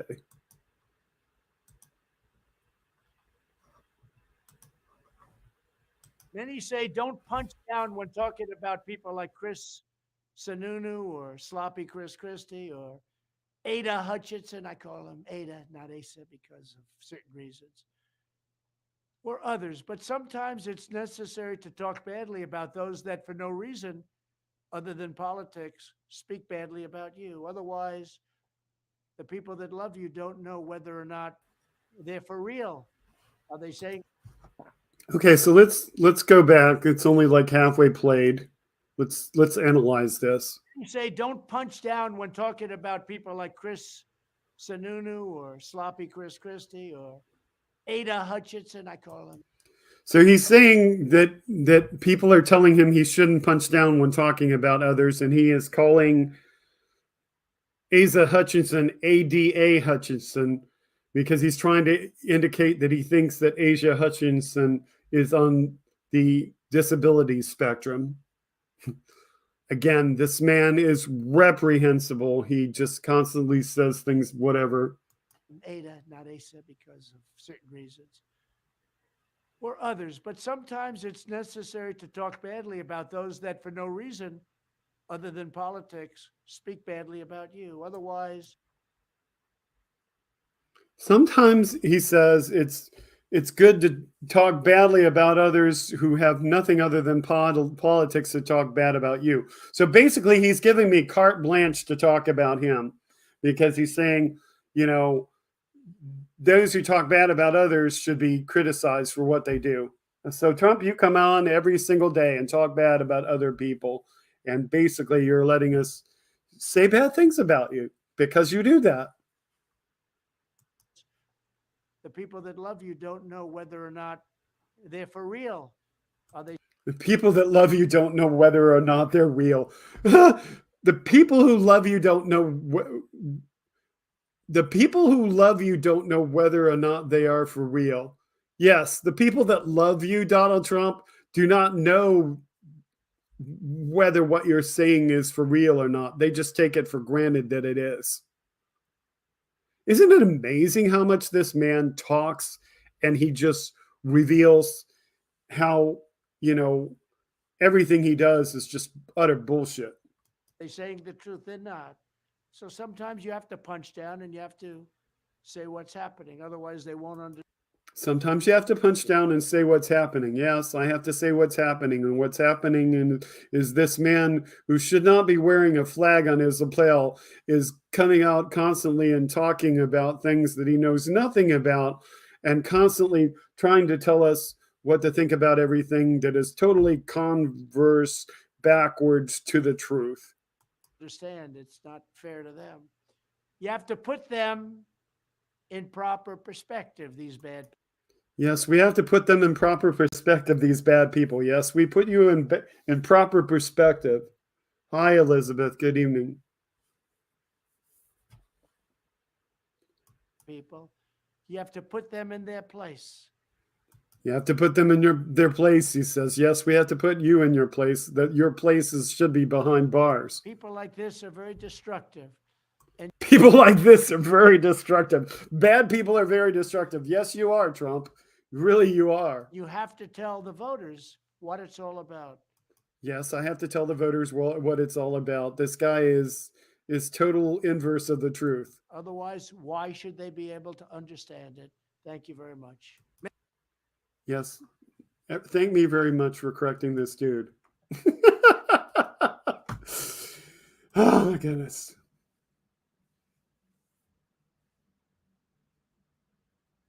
This one really, really gets me. Try not to get too angry on this one.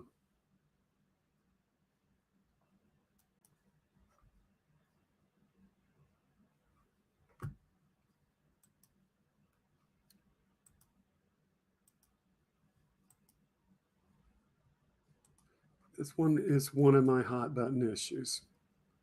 So Kayleigh McEnany goes, Dr. Ron Bryce, now legislature, shared with me what he saw after a baby was born alive after an abortion attempt. His words, not reality. The details are difficult to hear, but important as they show exactly why. They don't show anything. Words do not show anything. Exactly why we need born alive protection legislation, she says. But here's the thing.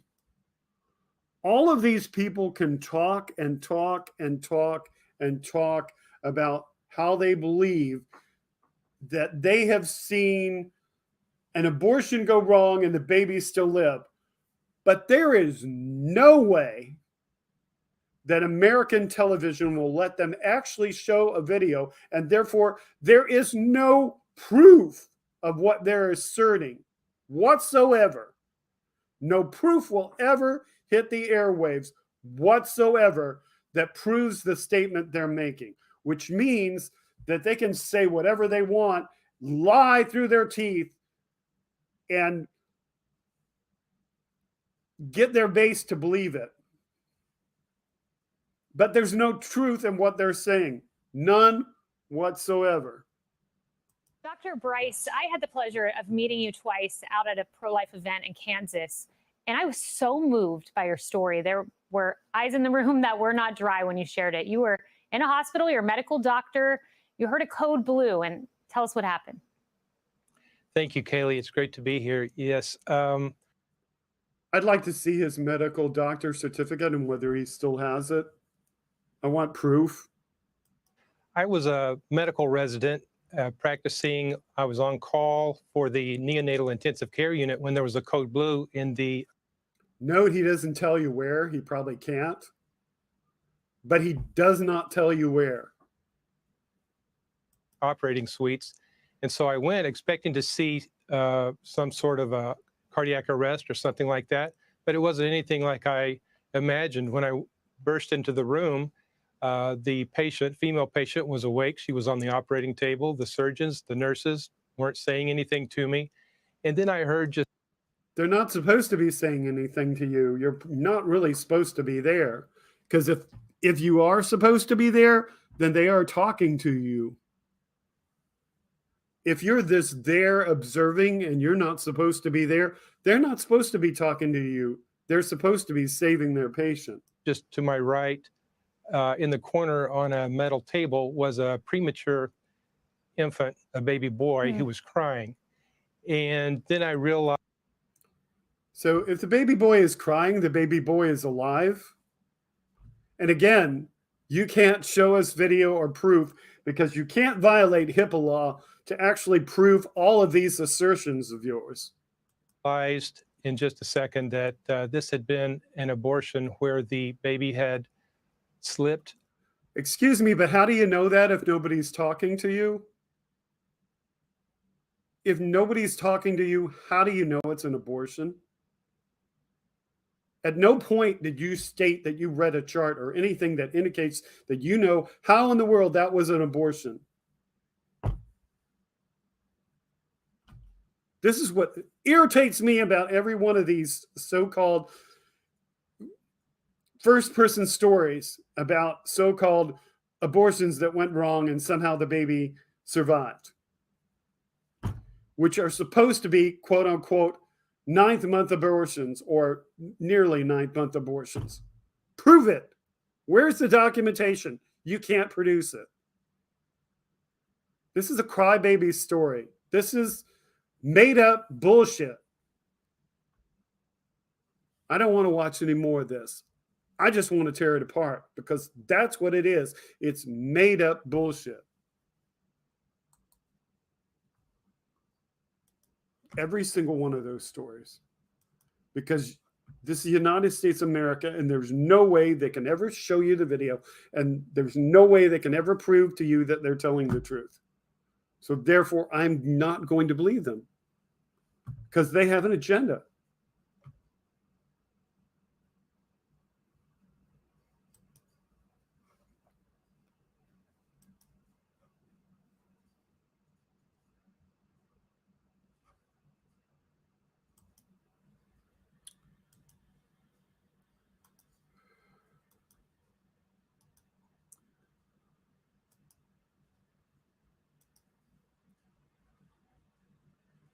Okay, this is something that was treated by Andrea this week. It's called Russians. It's a song by Sting. And the lyrics are as follows. In Europe and America, there's a growing feeling of hysteria, conditioned to respond to all the threats in the rhetorical speeches of the Soviets. Mr. Khrushchev said, "We will bury you." Khrushchev was the leader at the time this song was written, or it was about his leadership of the past. But Sting goes on and writes, "I don't subscribe to this point of view. It'd be such an ignorant thing to do. If the Russians love their children too, how can I save my little boy from Oppenheimer's deadly toy? There's no monopoly on common sense on either side of the political fence. We share the same biology regardless of ideology. Believe me when I say to you, I hope the Russians love their children too. There's no historical precedent to put the words into the mouth of the president. There's no such thing as a winnable war. It's a lie. We don't believe you anymore." Mr. Reagan says, because Reagan was the president at the time this song was written, "We will protect you. I don't subscribe to this point of view. Believe me when I say to you, I hope the Russians love their children too." This is something that Andrea was moved to post about this week on Twitter. And I really do hope the Russians love their children too. Because that's really what will bring this war to an end at some point.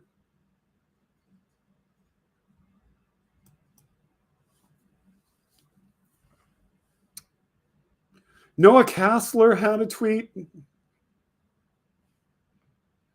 So this is from Noah Kassler.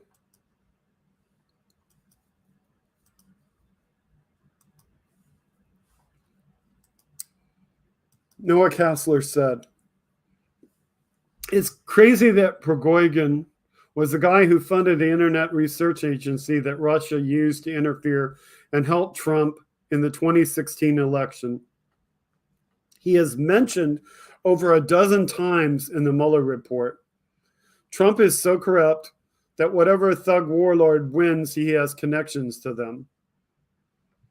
So this was on June the 24th. So Prigozhin, I hope I'm saying his name right, Prigozhin was the one to lead, then Trump would still be connected to him just the same way he was connected to Putin. It's thought that Prigozhin, if I'm saying his name correctly, will probably pick Putin's successor, but we'll see what happens.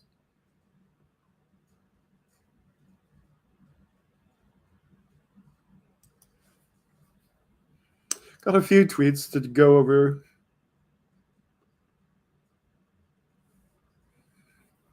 This one's from our friend Kelly Cross. She brought us a story. I hope that we can look at it. Kelly says, "Irony is dead." And the story she brought us is sent out by Tuck Frump, which says, hysteriously, Meghan McCain calls Hunter Biden a product of nepotism. So let's hope that we can open this.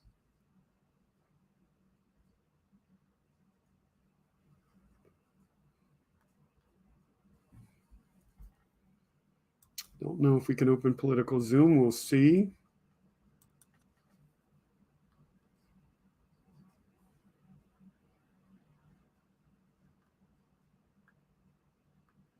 Yep, it shows up. Just need to make it bigger. Going to be bombarded by ads.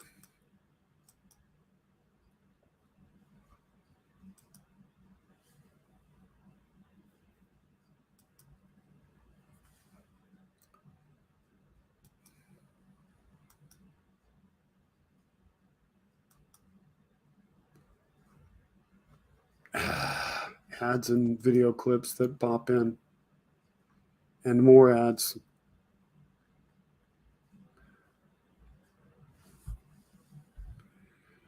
One would think that Megan, my father McCain, or the epithet of your choice would have heard of the Scottish poet Robert Burns. He's the one who said, "Oh, would someone gifty gie us to see ourselves as others see us?" Well, maybe it's better she doesn't know that particular poem about self-honesty. It might blow what modest mental circuitry she has, says the article's writer. Megan penned an op-ed for the Daily Mail wherein she thoroughly trashed Hunter Biden. She took Hunter to task for being an elitist scumbag, the ultimate product of nepotism. Now, let's be fair here. She ought to know right. Takes one to know one, correct, says the article writer.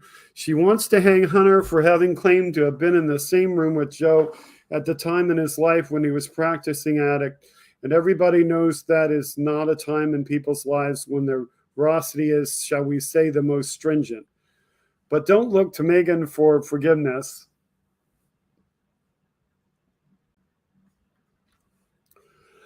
A person needs a soul for that, and part of having a soul is first having a personality.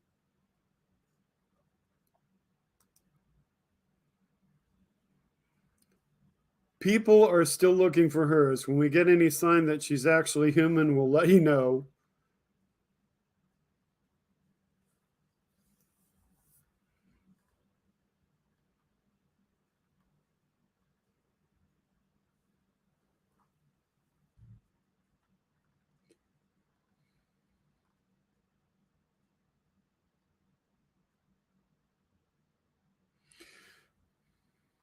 So these must be words from Hunter Biden's lawyer. Any verifiable words or actions of my client in the midst of a horrible addiction are solely his own and have no connection to anyone in his family, Attorney Christopher Clark said in a statement on Friday. Okay, it does tell us who said those words. Here we go again. Nothing Hunter did or said during his addiction can be taken seriously, according to his defenders. Yes, they can. Joe has long claimed that he wasn't aware of Hunter's overseas dealings. He said he was oblivious to the fact that Hunter was raking in millions from a shady Ukrainian energy firm called Burisma. But now the Biden administration appears to be hedging on that. As we've said many times before, the president was not in business with his son, the White House said Friday. Notice the subtle switch here. No longer are they claiming that President Biden was unaware of Hunter's behavior. Now they're saying that father and son weren't in business together. At what point should any of this give the American media pause? At what point will they refuse to accept President Biden's claim that he was simply proud of his son? Okay, now hang on to something solid because you will hurt yourself for sure when you fall after reading this. And she continued saying, keep in mind, Hunter is still trading on his family name. Coming from Megan, my father, McCain, sweet Jesus Christ on a bagel, says the article writer. He's selling artwork to anonymous buyers for hundreds of thousands of dollars, and we all know the only reason he can command those prices is because his dad is president.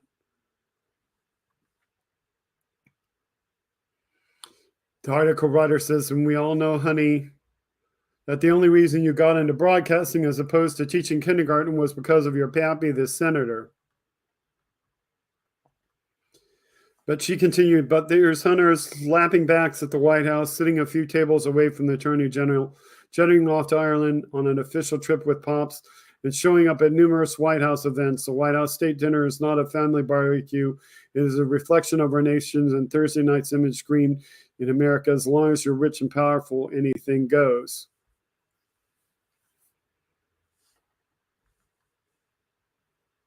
She writes this without a trace of irony. Thank you, Megan. We all needed a good laugh. Here, walk down memory lane as she calls anybody else a Nepo baby. Megan McCain calling Hunter Biden Nepo baby scum is the next level of hypocrisy, said Jersey Joe from Jersey. And she had this video back on June 24th. Help keep the site running, consider supporting. So, so there's the video. We can watch the video, but I guess we don't need to watch the video because you can tell what her feeling is that she thinks that, just because Joe lets his son be at places that's somehow endorsement of everything his son does. and it's not so.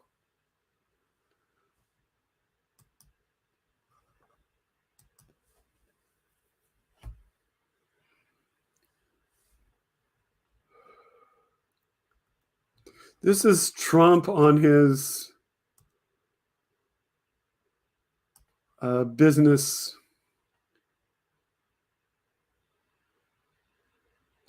This is Trump's statement regarding the documents that he took. He made this statement before the Faith and Freedom Coalition.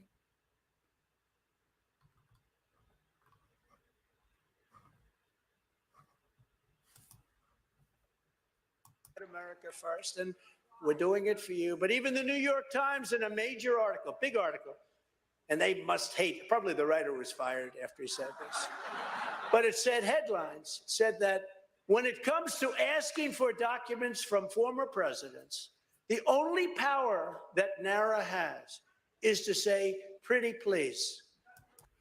So he's quoting a liberal newspaper. He's saying that they said that the only power that the National Archives has is to say pretty please.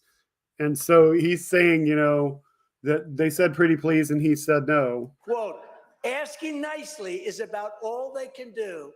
And yet they reported me to the Department of Justice for criminal prosecution. They don't even. This is what he thinks. He thinks the National Archives can't reporting for criminal prosecution for stealing documents. This is what he thinks. I don't know how he thinks he got that out of an They article. have the right to ask. And if they do ask, they have to be very nice. And I don't have to give in.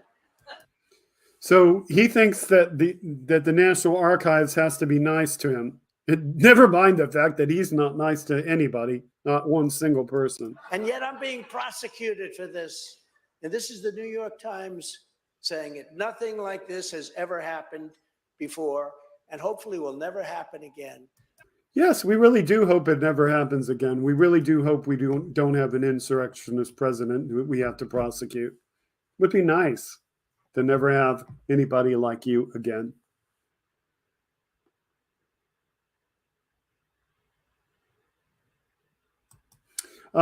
Something non-political.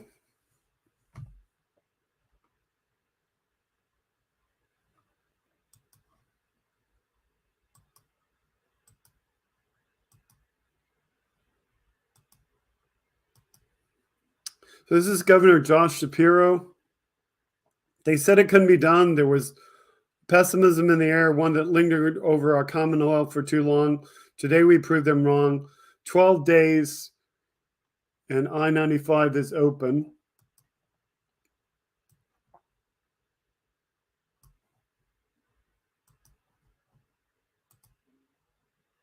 June 11th, 2023. This is the I-95 being reconstructed where the road collapsed.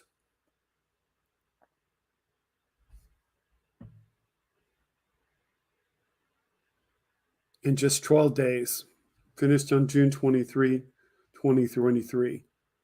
It is supposed to be a temporary fix. Obviously, they're going to build a more traditional road, but they did manage to reopen I-95 in Pennsylvania where it collapsed in 12 days. Amazing.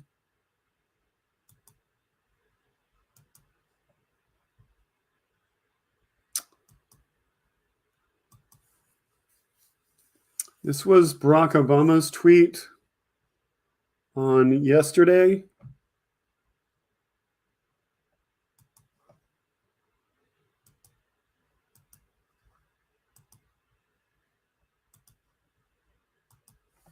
Yesterday was an anniversary of sorts. It's been a year since the Supreme Court overruled Roe v. Wade. Since then, 14 states have banned most abortions, leaving millions of women and girls with nowhere to turn for the care they need. And yet there are reasons to hope. After Roe v. Wade was overturned, voters in Michigan, California, and Vermont helped enshrine abortion rights in their state constitutions. And governors in states like Nevada, Hawaii, and Pennsylvania have signed executive orders to protect abortion access.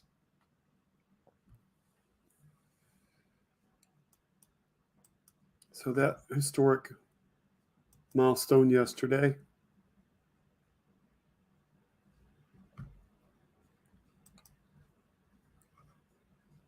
Here is a comparative tweet. We just talked about the bridge in Pennsylvania.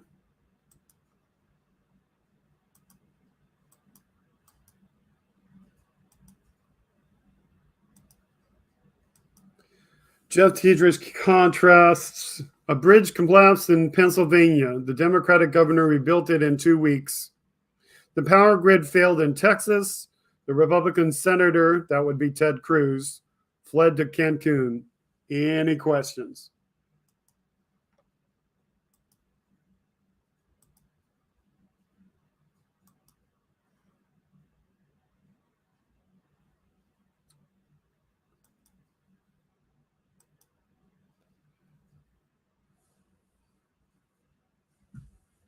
I have a video from President Obama.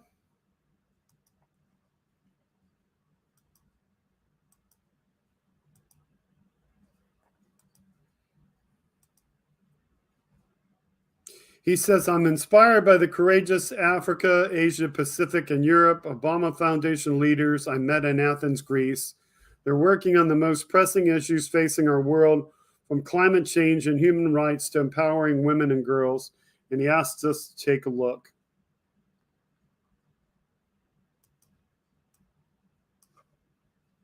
I hope there is no music in this. Hey, I got to put on my jacket so I look good for this group. All right, so who's helping me out? We are in Athens, and this is the first time that we have convened a leadership class from Africa, Europe, and the Asia Pacific region. Kalispera. Welcome to Greece. It's appropriate that we're meeting in Athens.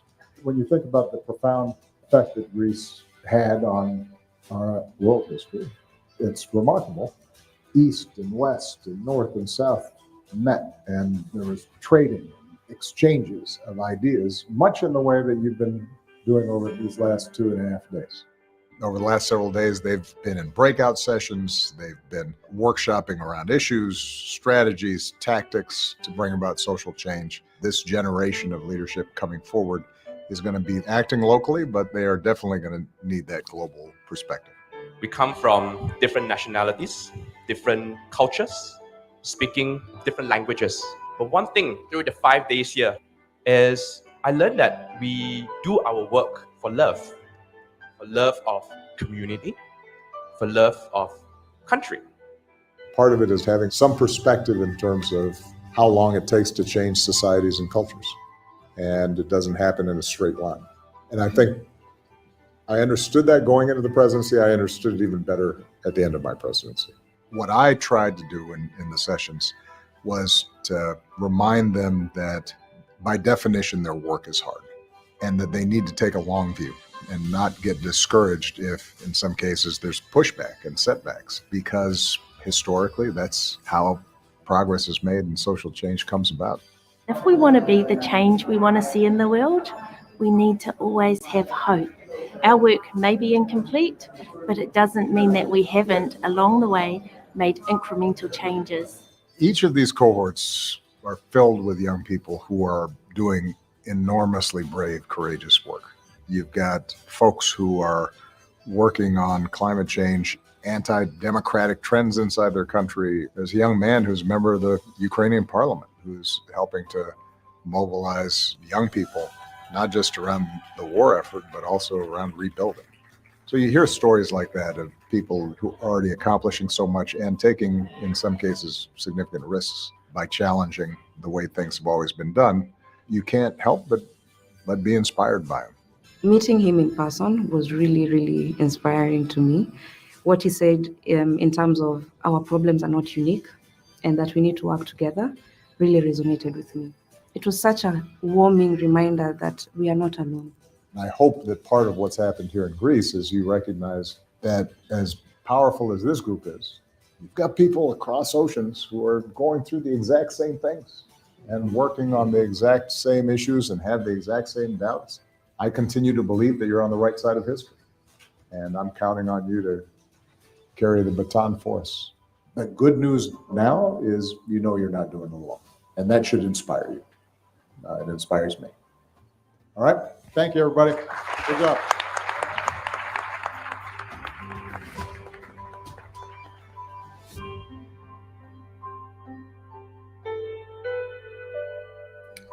So that was a video from the former president, President Obama. Really nice. Something good, you know, something showing real hope in the world. Good to have that.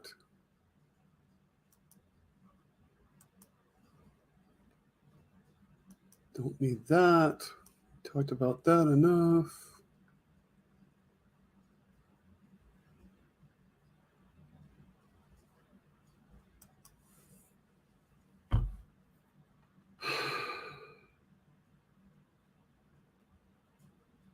I did have a couple other topics that I was thinking about. One was Ann Thompson from NBC reporting on Illinois license plate trafficking of abortion patients. I really didn't pull that one out. DeSantis vetoing a bill to pay for stormwater mitigation in Volusia County and elsewhere. And of course, we did talk about DeSantis deporting immigrants. We didn't actually get to the news story for that. So those were some of the topics, but we are beyond the 2 hours that I had planned to do this show. And I hope you are happy with tonight's show. We did start a little late because of something that I needed to do that couldn't be helped. And I hope you have enjoyed tonight's show. I hope you have clicked the like button. I see my new glasses are working differently with the lights, so that's probably interesting for you. And the key kind of disappears on my, at least it does on my monitor with my beard. I don't know why. I guess my beard picks up the color of the room or something. Or else it's a moire effect or the lighting effect. I don't know. But it is what it is. So I hope you really enjoyed the show. I really enjoyed having you here tonight. I hope you come back in a week. We do this all again. I got any last minute thoughts?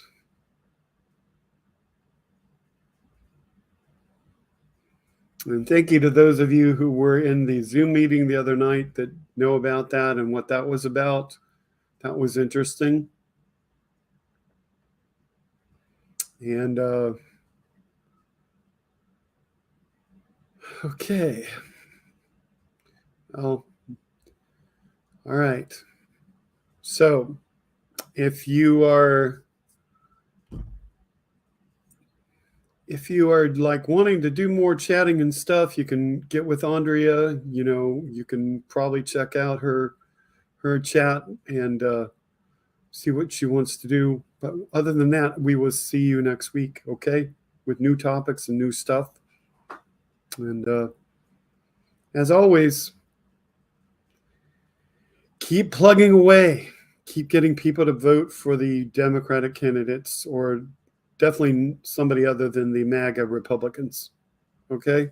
Thanks very much. Have a good night. And we'll see you here again.